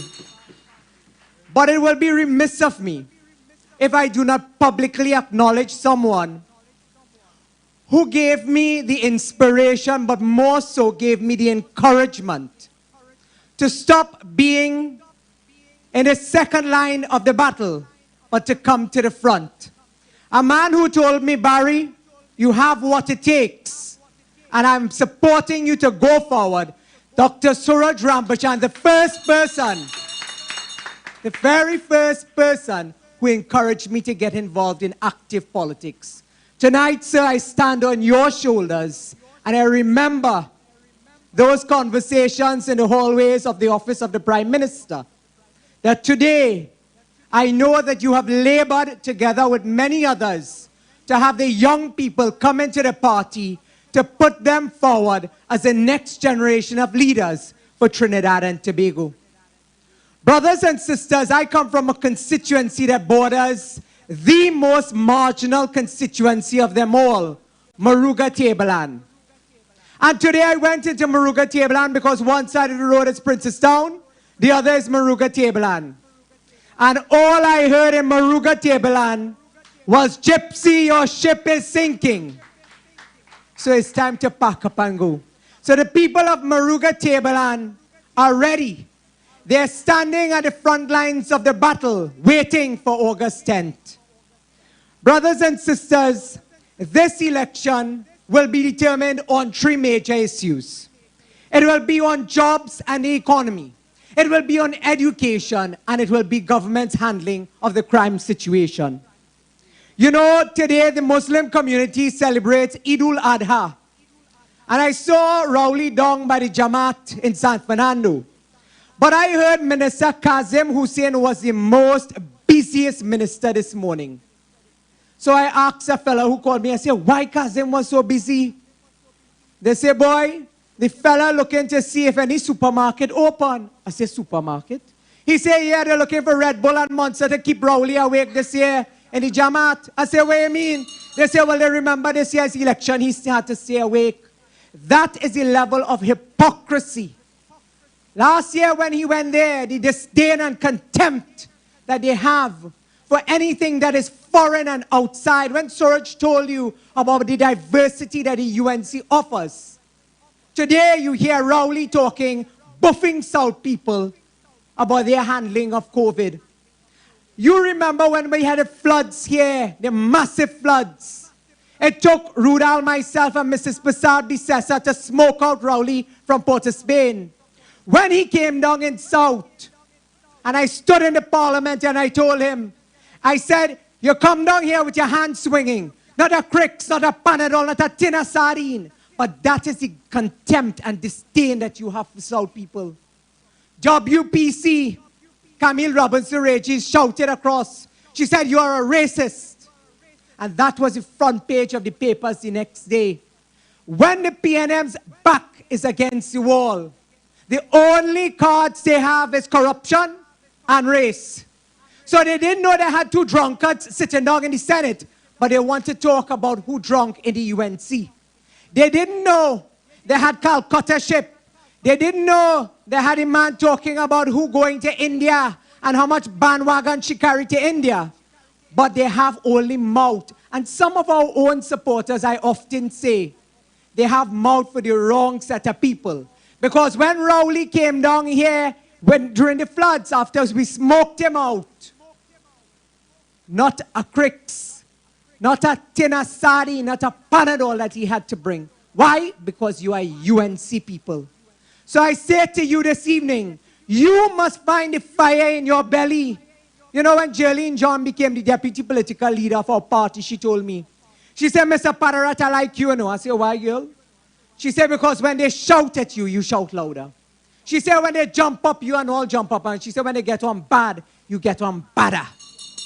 But that is the fire in our belly, because you see in this last week before the election, their desperation knows no bounds.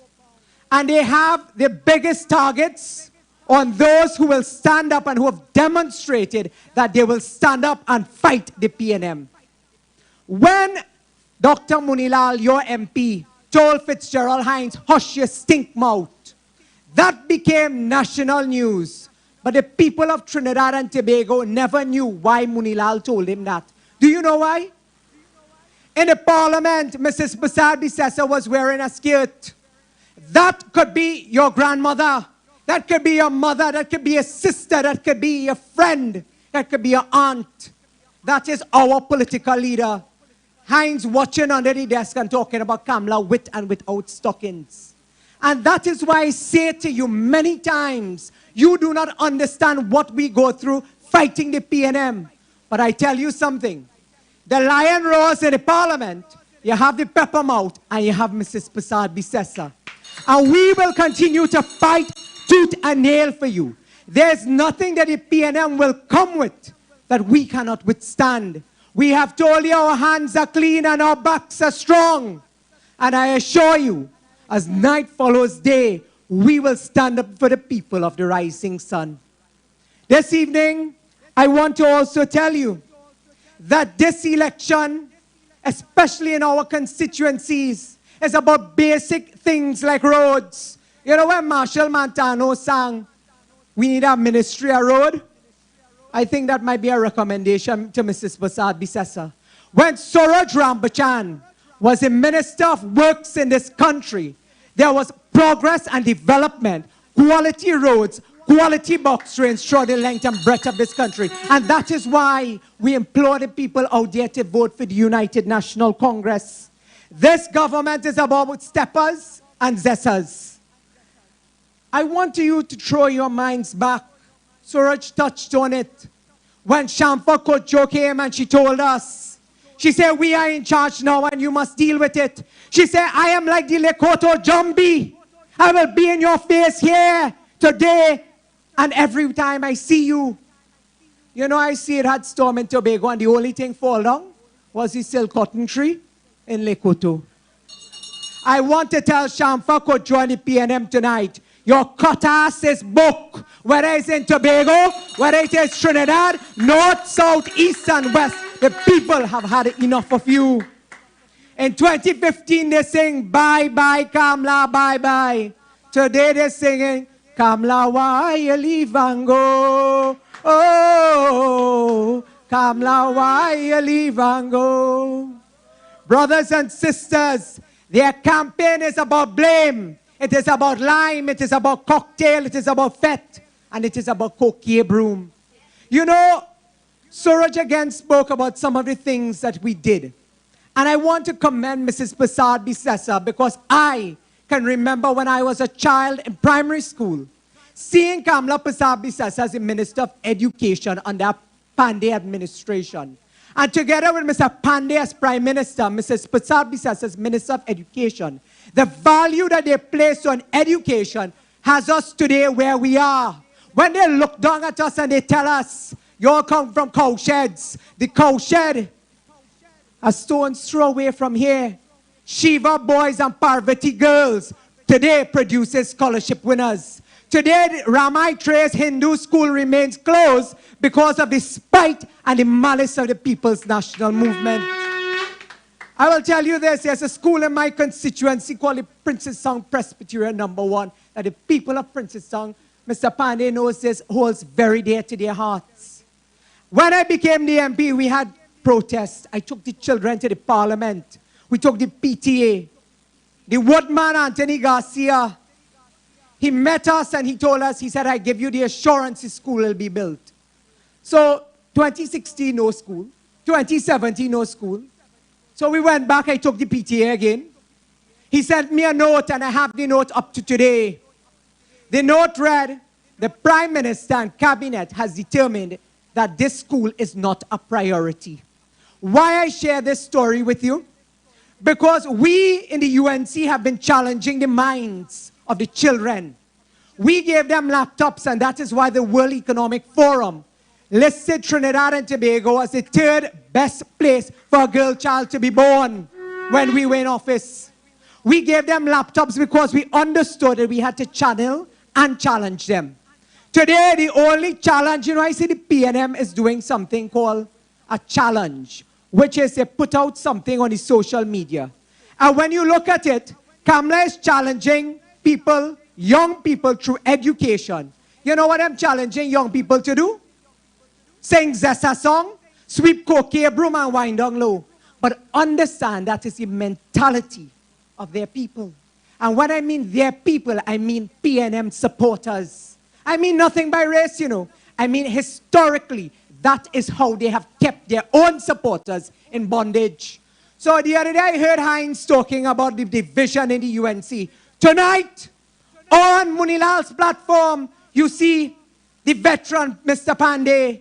You see Dr. Rambachan, who has made way for young Anita Haynes. You have seen myself with Dr. Moonilal ready to take the UNC forward because we understand that the only way we win is united. Brothers and sisters, I want to tell you here this evening that we must never allow the PNM to divide us. Never. And that is why we give you a unity platform of young people, of diverse people, but people who will represent Trinidad and Tobago. You look at any one of our candidates, any one of them can fit into our ministry. Do you know, in Rowley's administration, when they formed the government in 2015, every permanent secretary that was retired, he brought them back on contract. You know why? Because their MPs did not have the capacity to run ministries. When we went into office, Dr. Moonilal will tell you, public servants will tell you, we see government come and we see government go and you can't move us. That is what they tell you. And if it means taking a file from the 3rd floor to the 1st floor, takes them 5 years, they say so be it. We said, you know what, we are not here to fight public servants. But we understood that there was an urgency to deliver roads, to deliver hospitals, to deliver box drains, to deliver laptops to the children. And by the 2nd year, Mrs. Prasad Bisesa, she said in every delivery ministry, what we will do is that we will establish a team of persons that will work alongside public servants to ensure that the process is not stymied and that there's a sense of urgency. Today, they depend on the same permanent secretaries who have kept the system clogged for all the years that they're here, expecting a different result. I ask you, you know, I hear Rowley talking about, he said there's no scandals in this government. Tonight, I have a question for Rowley in Oropouche East. You see, $25 million cannot be accounted for in the Ministry of Community Development, Culture and the Arts. 2 days before I was hijacked, my Prado was stolen. And my phone, which I never got back, was taken from me. I stood on a platform. And I spoke about that $25 million and that I had the bills for the $25 million that has gone missing from the Ministry of Community Development. Those bills were stolen from my Prado 2 days later together with my phone. But tonight I have a bombshell that I want to share with you because Dr. Rowley must answer. Tonight I want to ask which one of the PNM candidates in the 2020 general elections brought those documents that sitting UNC MP and exposed the corruption. And in order to keep them silent, they gave them a seat to fight in the 2020 general election. That is government PNM style. And anytime they cannot answer, we will show you the footage. And we will show you and play for you the audio. The PNM for too long, have governed on lies, deception, and the mantra of corruption. But the most corrupt people we have ever seen to govern Trinidad and Tobago comes from the bowels of the People's National Movement. And that is why I tell you, I fought tooth and nail to make sure I came here, whether it meant that I wasn't a candidate, but I had to stick flour and water on posters on a lamppost to get the PNM out. I was prepared to do so. And I say to them tonight that we on this platform stand together in solidarity. We will fight you anytime, any place, and anywhere. You cannot match us whether it is incompetence or whether or not it is incapacity. Or it is on the pavement. Brothers and sisters, I've shared with you some of the things that we intend to address in the next coming days. Kamla Prasad has told you that we will create 50,000 new jobs. Tonight, I'm hearing Rowley somewhere and I repeat, because he's talking one time for the week and then buying out all the stations to play the same speech every night. And he says he's coming with digital economy. He's going to digitalize and create a ministry of digitalization of records and so on. In 2016, 17, 18, 19, we went and we told them, we said, listen, people in this country are suffering for jobs and it is only going to get worse. And since 2016, we told them how to create the jobs, how to create sustainable jobs for young people. And that is why we tell you that UNC is the only choice. When Roodal was building those hospitals and we demitted the office, we told them in the parliament, we said, listen, do not wait for when you are going to open the hospital in 2020, 21, whenever. Train the people now in robotics. Train young people in something called informatics. Train young people in something called hydroponics. You know where's them thing? Them thing is to digitalize your records. So you didn't have to wait for the hospital to be completed. You could have been training young people in ICTs. So by the time the hospital is completed, the records are already digitalized. People can walk in and get their records at the touch of a button. When we told them use hydroponics, right now in Princestown, they're exporting crops being grown not in soil. When Rowley told you we don't have sufficient land space. Young people, university graduates in Princestown are growing crops in, you know what? Water. And that is the technology that Kamla Prasad Bisesa speaks about in terms of a fourth industrial revolution. You see, on this platform, you will hear ideas. You will hear about the way forward. You will hear about a bright future by giving you specifics in every sector. But you will also hear from the man, the lion himself, who keeps the PNM skating inside and outside of the parliament. So brothers and sisters, tonight I know you are strong. I know that you will continue to stand at the side of the UNC. But come whatever may, in the next coming days, understand that the PNM is always the most dangerous when they are the most wounded. They're smelling the rat. They're smelling the rat. That on election night, Kamla Prasad Bisesa will be called upon to form a government. And we stand ready to be able to deliver to you, the people of Trinidad and Tobago. And that is why the UNC is the only option. Because we can tell you how we're going to create the 50,000 jobs. We are telling you how we are going to diversify the economy. We are telling you how we are empowering the next generation of leaders. standing on the shoulders of people like Suruj Rambachan, Subhash Pandey, and others, who will be the guiding force to take us forward. So the party of the UNC, when the PNM tells you they're the right choice, listen, for 56 years and more they have governed this country. And look at the condition that they have kept the constituencies who've stayed with them, like Laventille East and Laventille West. They have kept their own supporters in bondage.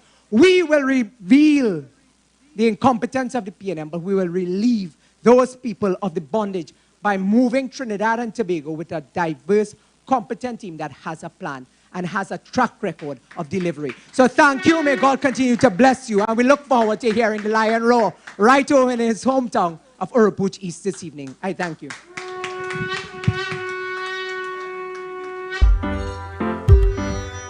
Oropouche. Thank you, Mr. Padarath. Welcome the lion. The royal. Goodly gentlemen, another round of applause.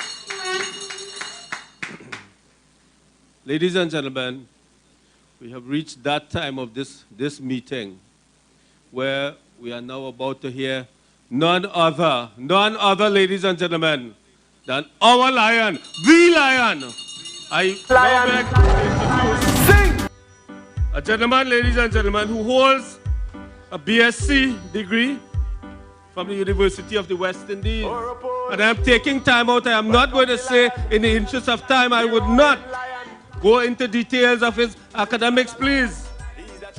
He also holds an LLB degree in law. He's an attorney at law, a Master of Arts degree in Labor and Development, a PhD in Development Studies from the Government of the Netherlands Institute of Social Studies, The Hague, ladies and gentlemen. I want Papa Clifford to hear. Where he specialized in industrialization, labor relations, and urban development. His thesis received the first distinction in the history of the PhD program of the Institute of Social Studies, ladies and gentlemen. That is the gentleman we are speaking about. Dr. Moonilal has been the MP for Oropouche East. He has held several positions, ladies and gentlemen. I have no choice but in the interest of time to cut short this gentleman's qualifications and offices held. Ladies and gentlemen, I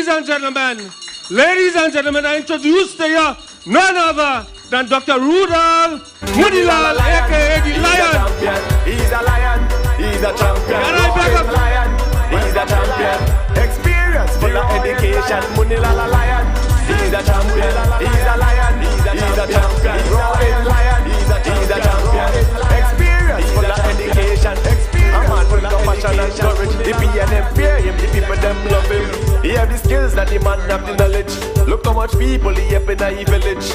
Thank you very much, Comrade Chairman, brothers and sisters of Ramai Trace, surrounding areas, brothers and sisters tuning through several Facebook pages, the Ian Alleyne Network, Radio Jagriti, TV Jagriti, and I believe some other known frequencies.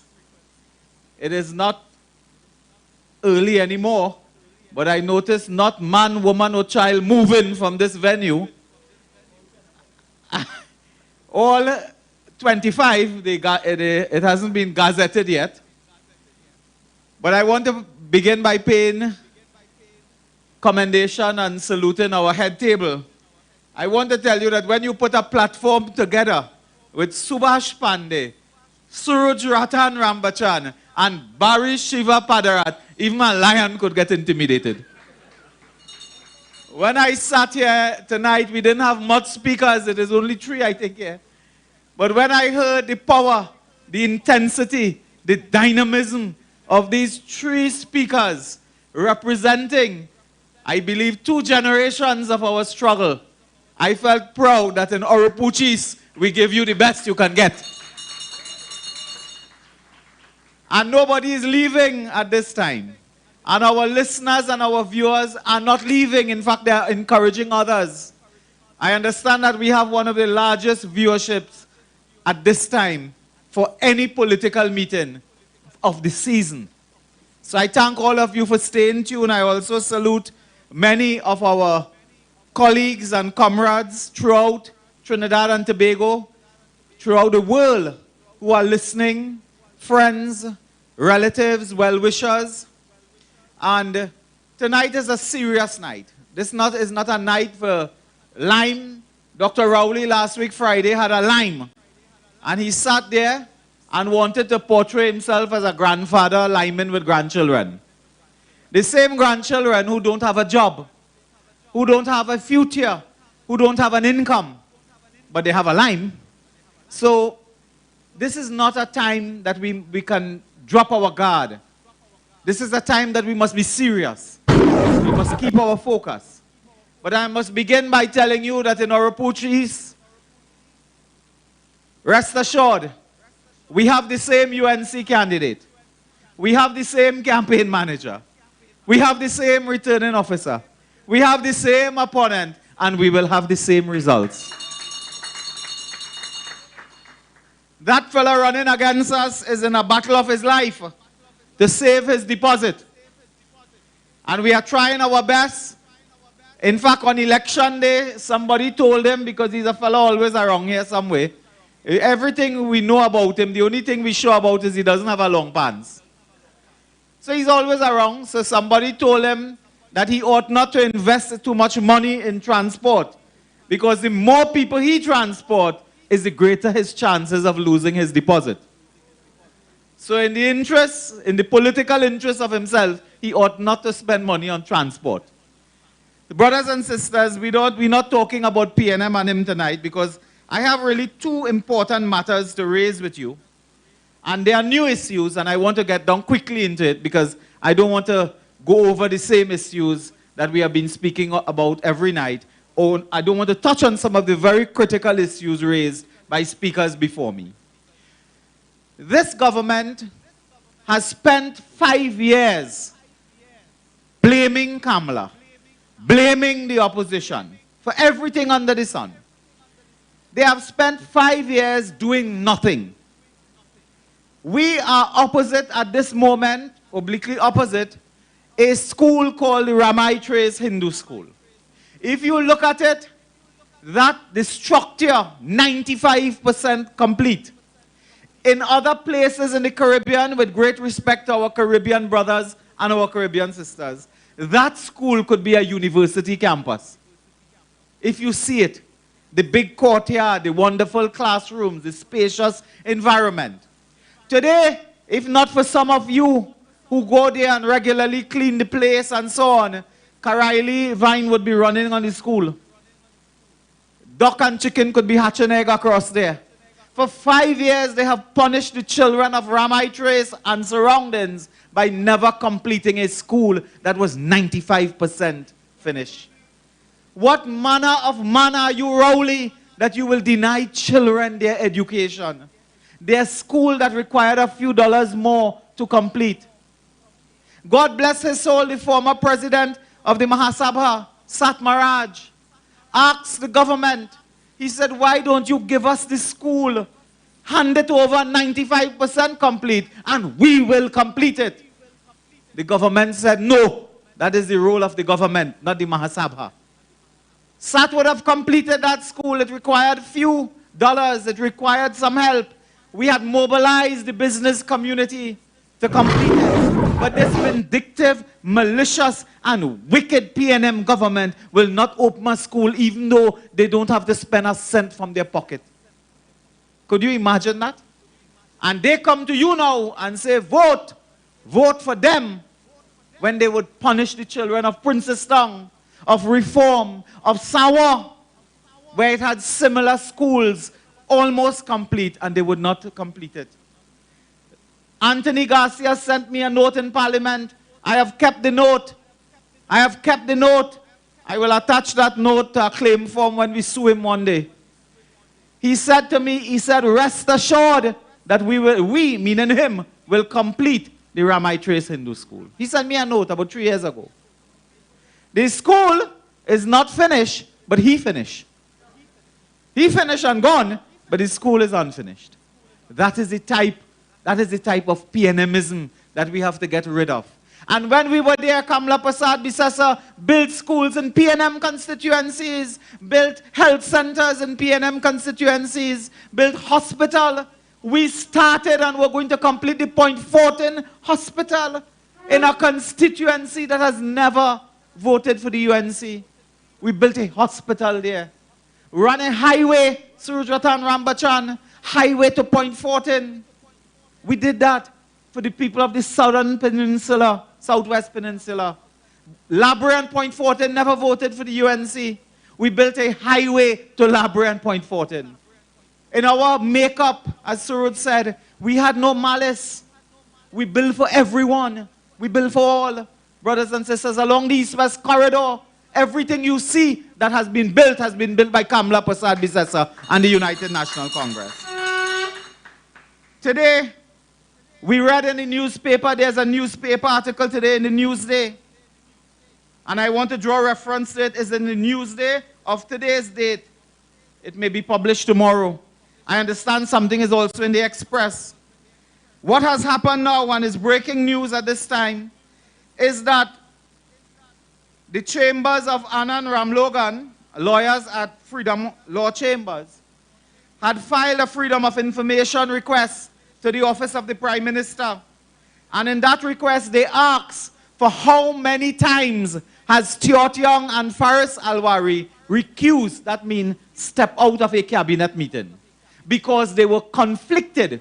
Conflicted is a nice big word to say a matter come before cabinet and it involve you, or it may seem to involve you or your interest or your family interest. That's what it means, conflicted.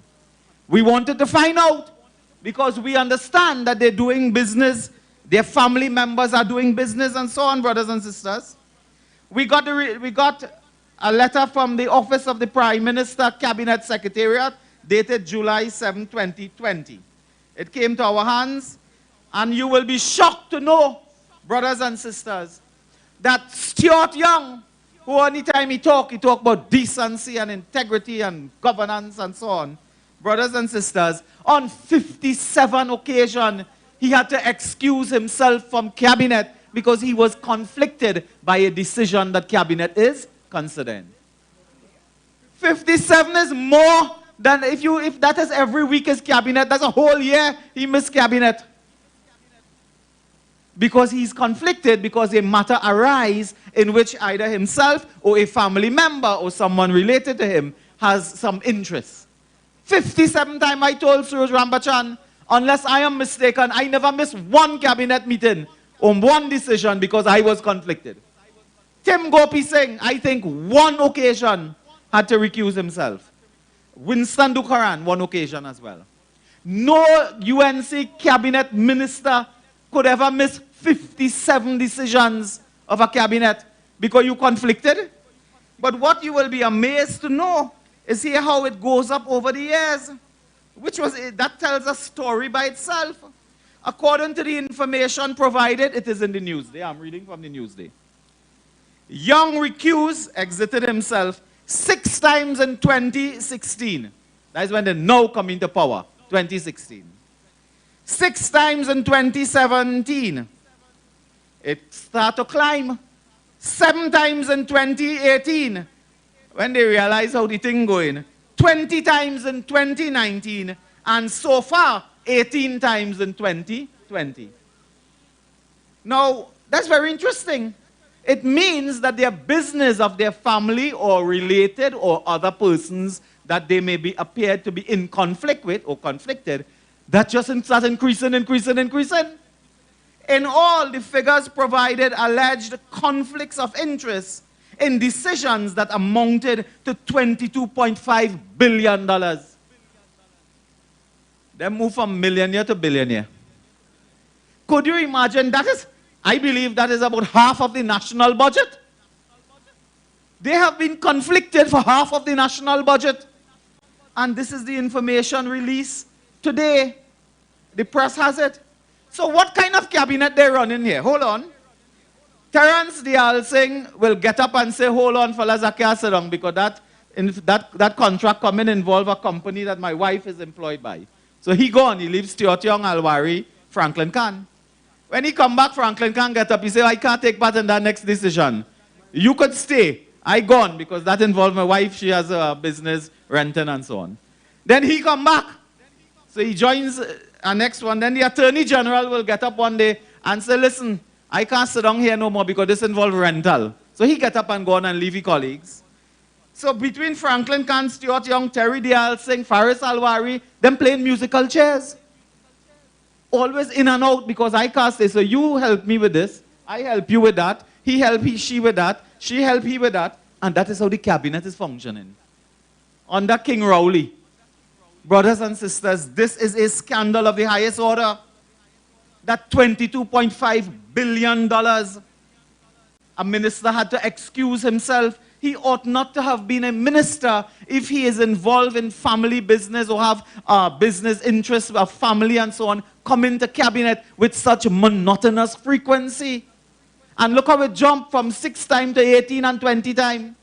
And the last decision that we have here, cabinet note, I brought it with me as well, brothers and sisters. Look, note for cabinet, July 22nd, 2020, the award of a mandate to NCB Global Finance. The CEO of that company is the brother of Stuart Young. July 22nd, 2020, they are hours away from the meeting office. And watch what they do here. WASA, a loan for WASA, brothers and sisters, to the tune of $192.2 million, financed by NCB Global. July 22nd, 2020, cabinet note. You all understand what's going on? The days before they demit office, they've taken decisions to shell out business to companies that they have family interests, that their family is involved in. This is highly improper. They accuse us of giving out road contract before the 2015 general election. They're paving road in the night. They have a picture on the internet today. They pave around a truck because the truck driver went for lunch. They pave around the truck and pave the road. That is what they're doing on the eve of an election. WASA loan, $192 million, NCB Global. I am not casting up aspersions on NCB Global. But what I can tell you, and which is the fact here, brothers and sisters, you must bear in mind that in 2015, that same NCB Global that they talk about, it will surprise you to know, brothers and sisters, that they grew in between 2015, their profits raised between 2015 to 2020 by over 650% increase in profit, increase in assets as well, brothers and sisters. That is what has been happening. The decisions include that Mr. Stuart Young had to recuse himself for, yes, some of the decisions. I can't read all night this thing. This thing here from the cabinet, prime minister, cabinet office. This thing is about 8 or 9 pages. We can't read all thing. Termination appointment of board of directors of International Financial Center. Mandate to Republic Bank to arrange a government loan of $2 million. No, $2 billion. Adjustment of a co-lead manager arranger for the issuance of United States $1 billion by bond for the government. Award of a mandate to Answer Merchant Bank for a $90 million 5-year fixed-rate bullet loan on behalf of UDICOT. This thing goes on almost every single financial decision dealing with loans. This man had to recuse himself because he is conflicted.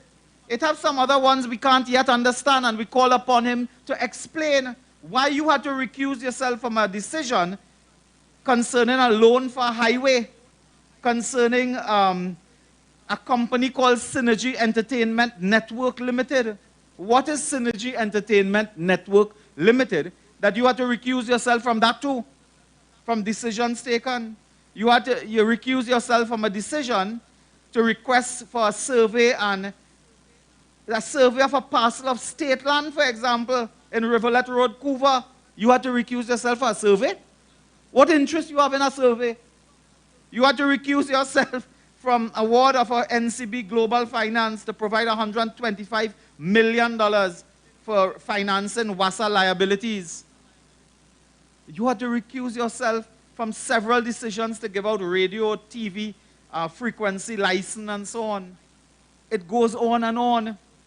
You had to recuse yourself from an award of a mandate to FCB to arrange an ATS syndicated loan facility for the amount of $500 million on behalf of UDCOT. This thing is amazing that every single decision of a financial nature like this, a minister of your government is conflicted and have to go. This is in the press today, brothers and sisters. So I wanted to raise that matter to let you know that in the coming days you will hear much more about that. But Stuart Young must explain to this country that why it is on 57 occasions he had to get out of the cabinet room. Why it is.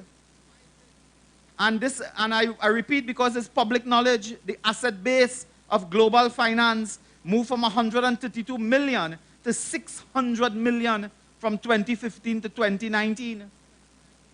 The asset base. I must tell you again with this global finance, they do two things the economists have told us, because economic and these people have to explain these things. You know what they tell us? NCB Global acts as both a provider of a loan and an arranger of a loan. So they are not only providing the loan and earning interest, which is the cost of loan and so on, but they are arranging. So they are the arranger too. So they're getting money for interest, they're getting money for arranging, they're getting money for legal fees, and they're going down the road. Why is it that the government don't borrow from commercial banks that have $1 billion in liquidity, willing to loan the government? Borrow from them. Why are you borrowing from a small player who don't have that kind of billions, but you're allowing them to do the arranging work as well? And in the coming days, the coming hours, you will hear about that. The second issue I want to raise tonight, my brothers and sisters, and they should answer these questions.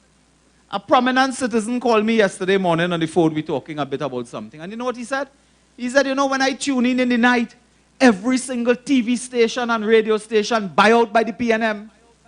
Where they're getting this money from to buy CNC3, TV6, all the radio frequency gone.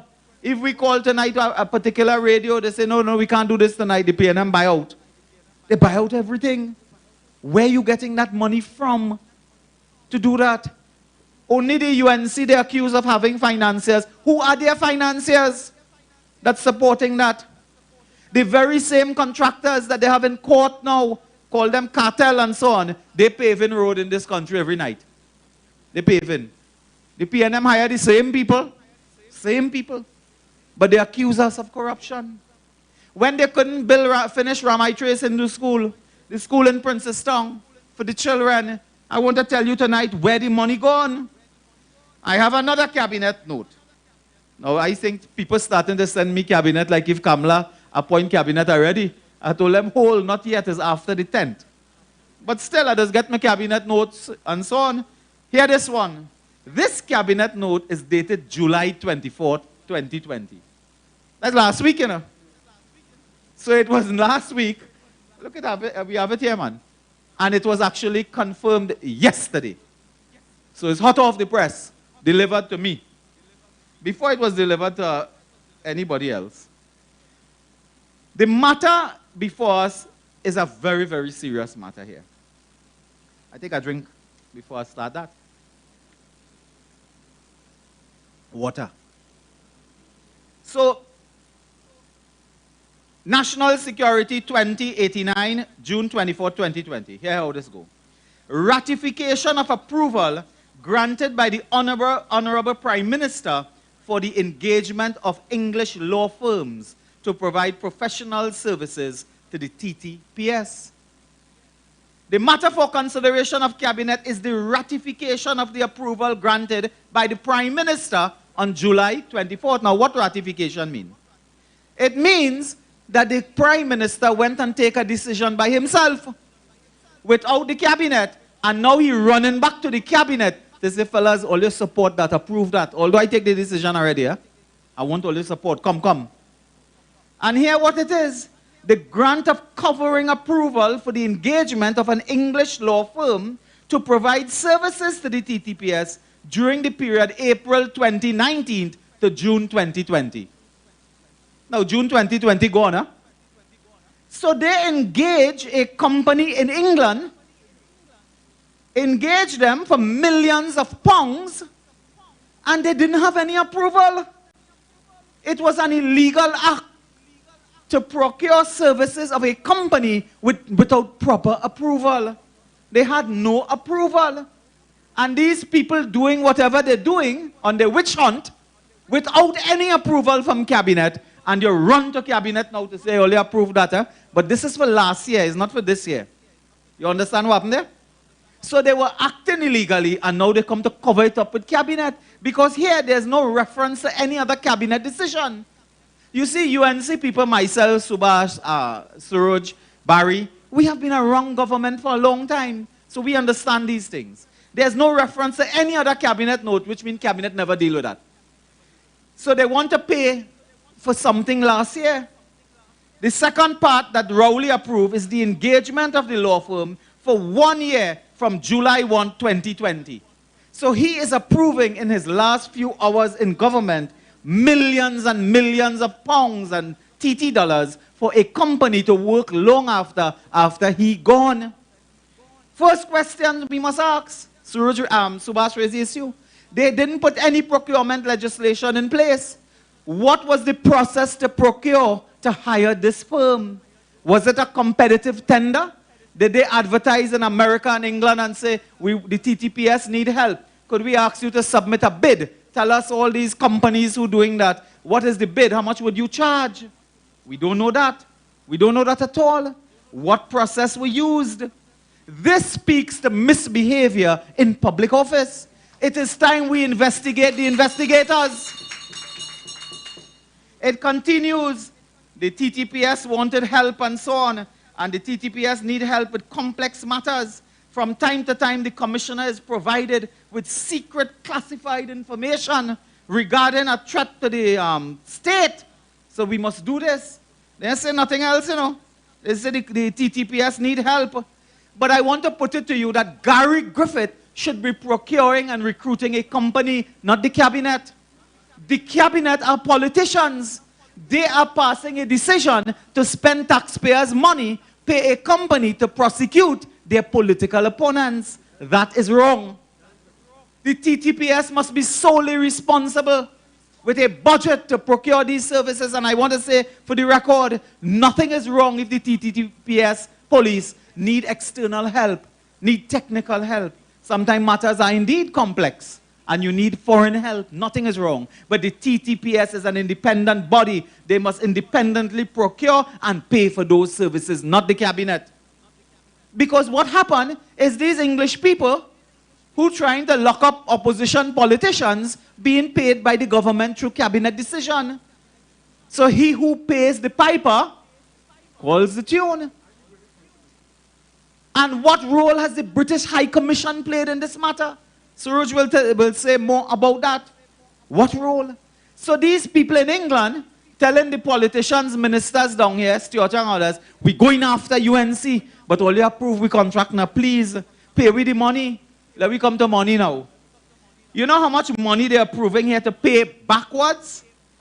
16.3 million TT dollars plus 50 million TT dollars, $66 million to pay.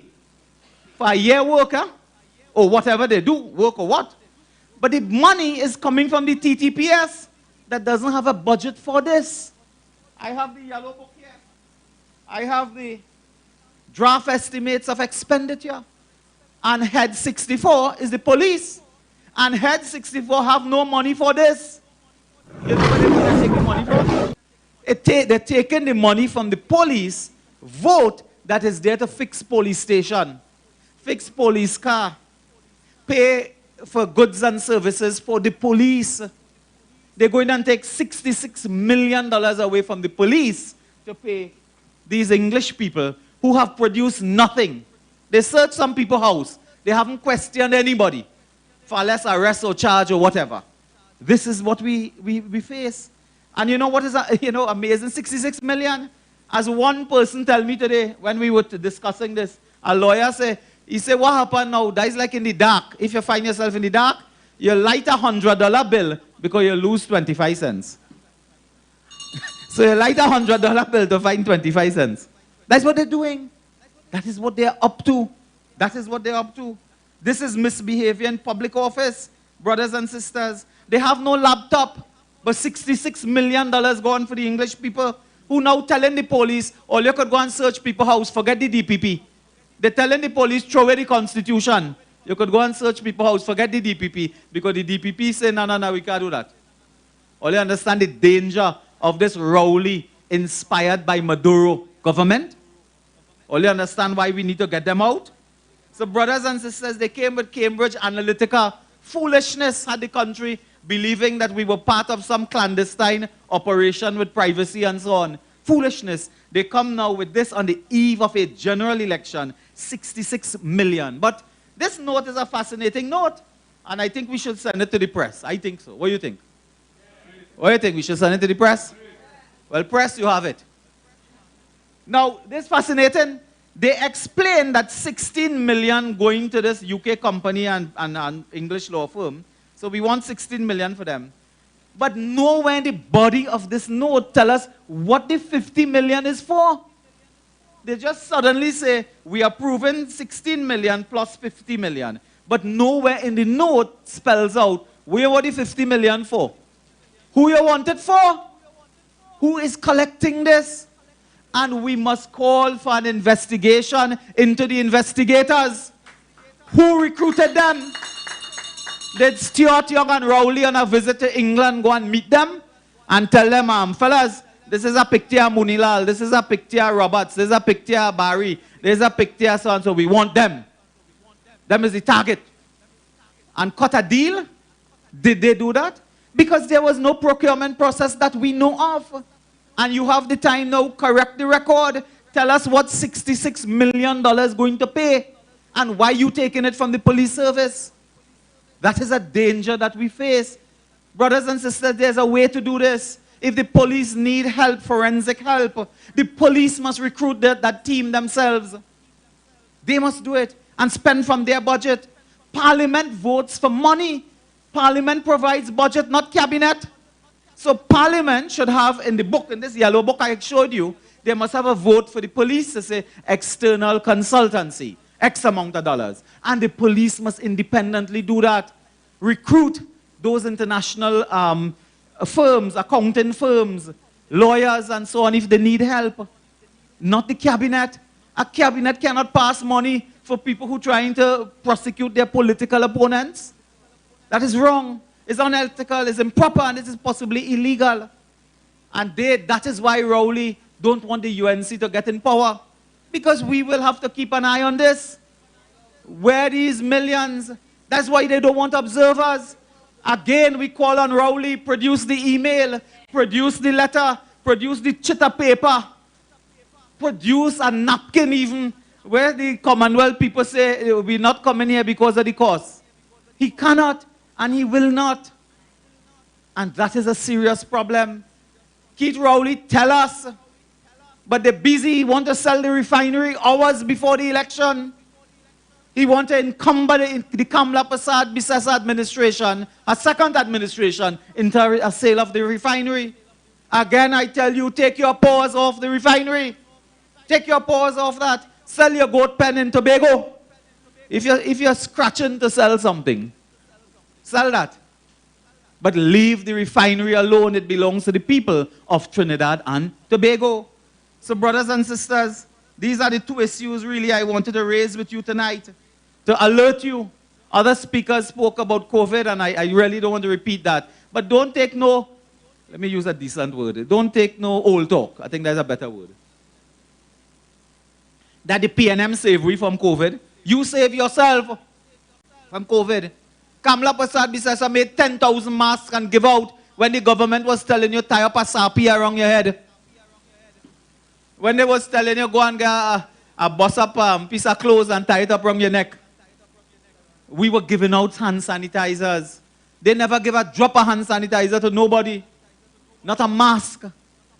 Up to now, Suruj Rambachan told me something just now. It's sticking in my head. They said they spent $248 million.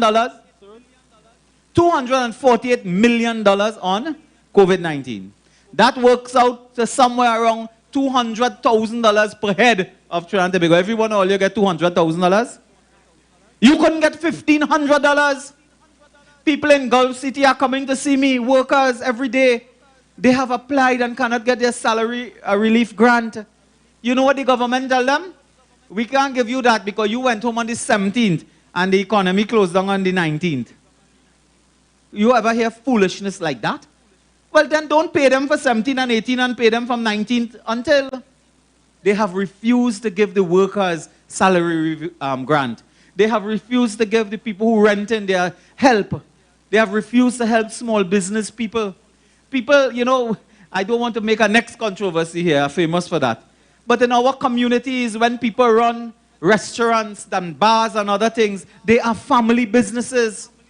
If you're not working in a store or in the government service, you may have a home where somebody else is working. So a brother, let's say, is not working somewhere, but the sister working, father working, mother working. You know, in small businesses, family business, every member of the family work in that business. They get money, father give mother, mother give children, and they survive off a business. So when they are closed, the whole family suffers. In our constituency, we gave out hamper here in 15 seconds. You could have got hamper in 15 seconds in Oropouche. And you know what people were telling me? They said, Brother Moonilal, we don't want no grocery. We have a garden, we have baigan, we have okra, we have tomatoes, we have that. But could you help us to buy baby stuff? Milk, diaper, wipe, baby food. We did special hampers from Sanka Prasad here of only baby stuff. Stuff for babies because they couldn't plant that in the back. That is what the people were crying for. We satisfy that. I told you the other night, when they sent the Petrotrin workers home, big men, hard-back man, cry. Tears came down their face when they looked to their wife and children and told them, I am going today to return the keys to the house. I have to return the keys to the house, to the bank. They wept, big men. You would tell me they could go now and vote for the man who sent them home? I want to repeat that line. Mohani, 50,000 jobs will be created by Kamla Prasad Bisesa and the UNC. One of those jobs could be for you and you who listening and viewing outside of this hall. One of those jobs could be for you, but for you to get a job, Keith Rowley must lose his job. For you to get your job, Rowley must lose his. If he keeps his job, you ain't going no job. Give up on that. And more, as Subase, will go home. So we have to tell Rowley, the last man of the PNM 5-year term to lose his job will be you, Keith Rowley, on the night of August 10th.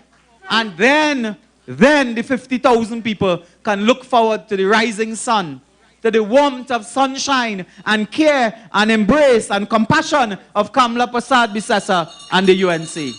Then and only then you will get the jobs, the prosperity, the income. That is the purpose of politics. The people in the Beatam laugh until they go Martin. You know why Stuart Young has this vengeance against some of us? Because we can go there. Next week, I will be walking in Port of Spain North and talking in Port of Spain. They have invited me. Nobody could invite Stuart Young to Oropouche. Not even the family. So brothers and sisters, we are welcome there because the people on the corridor in Port of Spain, Diego Martin said that when you were there, the UNC, they got something. They could have lived, they could feed their children. Today they are hungry, they are desperate, and that is why they have this vengeance, this passion, this animosity against the Balize and Rowley. That is why, because you could not even take care of the people who have given you a generation of unconditional support. You cannot take care of them. It is only a UNC. It is only Kamla Prasad Bisesa will take care of the people of Port of Spain, Diego Martin, the East-West Corridor, Point Fortin, Labre, not the PNM, not Rowley. He took the money, never forget. Now is the time to remember. Now is the time he take the money, millions of dollars, and buy painting. $20 million to fix the Prime Minister's house in Tobago. Millions to fix the golf course. While you couldn't get a food card. That same Stuart Young come in the parliament, he said with pride, he said, I never see a food card in my life. So what you helping the people with? What you giving them? Grass? A food card is something we keep. We give to the people who are deserving. They're proud that they didn't give food card. So today, brothers and sisters, I know this is a very late political meeting, but like, all they don't want to go home. Yeah? We have to go home. We have an early motorcade tomorrow. I invite all of you. For now is the time, the drive. We move off at Debe Junction from 10, but before, we are having an emancipation celebration in the morning in honor of our African brothers and sisters and their great contribution to this land. So we begin at around 9, emancipation. At 10, we have our motorcade. I ask all of you who are listening, viewing out there, come out Debe Junction, 10 a.m. We have live entertainment. A very nice, beautiful antique car show for you as well. And during the day, we have a lot of entertainment, a lot of attractions as we go along and we go through to the people. We have a little, you know, some paraphernalia and so on we have had donated. We will give as much as we can to as much people as we can along the way. So come out, decorate your car, be proud of your yellow, be proud of your party, be proud of your leader, and come out tomorrow and join us as we crisscross Oropouche East so that on election night, we return Oropouche East quickly. We want that result by 8 o'clock or 7:30. Before we eat dinner, we must have Oropouche East in the bag. We must tell the party they need 20 more. Barry is here, they need 18 more. Brothers and sisters, they need a few seats more, but Oropouche East, Princestown, are in the bag. And we want those seats declared before we have our dinner. Before you have your supper, you must have Oropouche East. So thank you very much for coming out and staying out this very late hour. I assure you, we will wrap up now, and thank you all for the rest of Trinidad and Tobago and the world. Keep posted. We will have more meetings like these. We invite you to contact and network, because we are dealing virtual now. Network with your friends and family in Trinidad and Tobago to ensure that on election day they come out overwhelmingly and vote for the United National Congress and return Kamla Prasad Bisesa as the Prime Minister of Trinidad and Tobago. Thank you and God bless you all.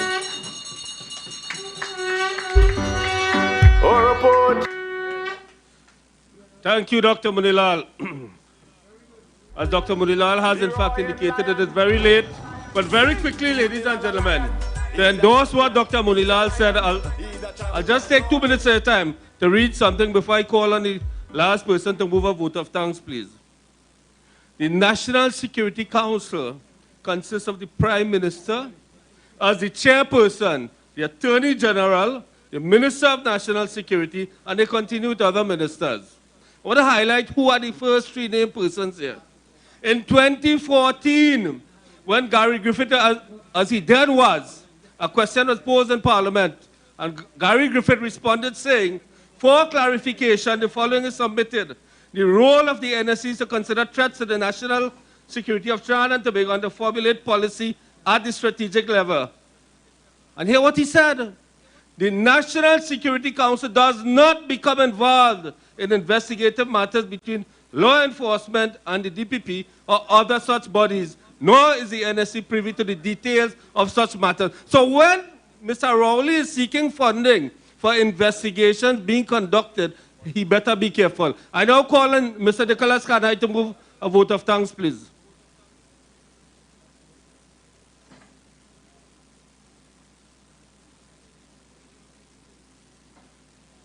A pleasant good evening, all. I have a very simple task this evening, to extend sincere thanks to our powerful lineup of speakers, Dr. Suruj Rambachan, Mr. Barry Padarath, Mr. Subhash Pandey, Dr. Roodal Moonilal, who is here in his home constituency, all councillors and aldermen attached to the Penal Labour Regional Corporation, a very hardworking and diligent constituency executive of Oropouche East, and special thanks to the Concerned Citizens organization who has done a lot in preparation for tonight's virtual cottage meeting. And also special thanks to Mr. Suku for allowing us to use his venue. Just to remind you all, the motorcade that we have planned for tomorrow, now is the time to drive. It starts at 10 a.m. We encourage all of you to come out with your vehicles, make it a family event. We'll be driving through the entire constituency. It's going to be an exciting day full of lots of activities and lots of entertainment. And the Emancipation Show will begin at 9 a.m. We have refreshments provided for everybody. Also, thank you to all the radio and the TVs that is here carrying the meeting live. So thank you also very much and have a safe journey to your homes. Thank you. Welcome the lion, the roaring lion. Sing, Moonilal a lion. He's a champion, he's a lion, he's a champion. Roaring lion, he's a champion. Experience full of education. Moonilal a lion. He's a champion, he's a lion, he's a champion. Roaring lion, he's a champion. Experience full of education. A man with compassion and courage. The people them fear him, the people them love him. He have the skills that the man have the knowledge. Look how much people he help in a village. So much kids he send out to college. And I tell you he's the voice of the poor. He stand firm in the times of war. Oropouche, you voting for. Moonilal a lion, he's a champion. He's a lion, he's a champion. Oropouche, welcome the lion, the roaring lion. Sing, Moonilal a lion, he's a champion, he's a lion, he's a champion. Oropouche East, join your UNC candidate, the Lion, Dr. Roodal Moonilal, on Saturday, August 1st, as he presents the Now is the Time Drive. Assemble at Debe Junction at 8:30 a.m. Experience a Grand Emancipation Program and motorcade at 10 a.m. Exclusively streaming live on the #1 social media platform, the I.A.N network. Welcome the lion, the roaring lion. Vote for the UNC. Sing, Moonilal a lion. that was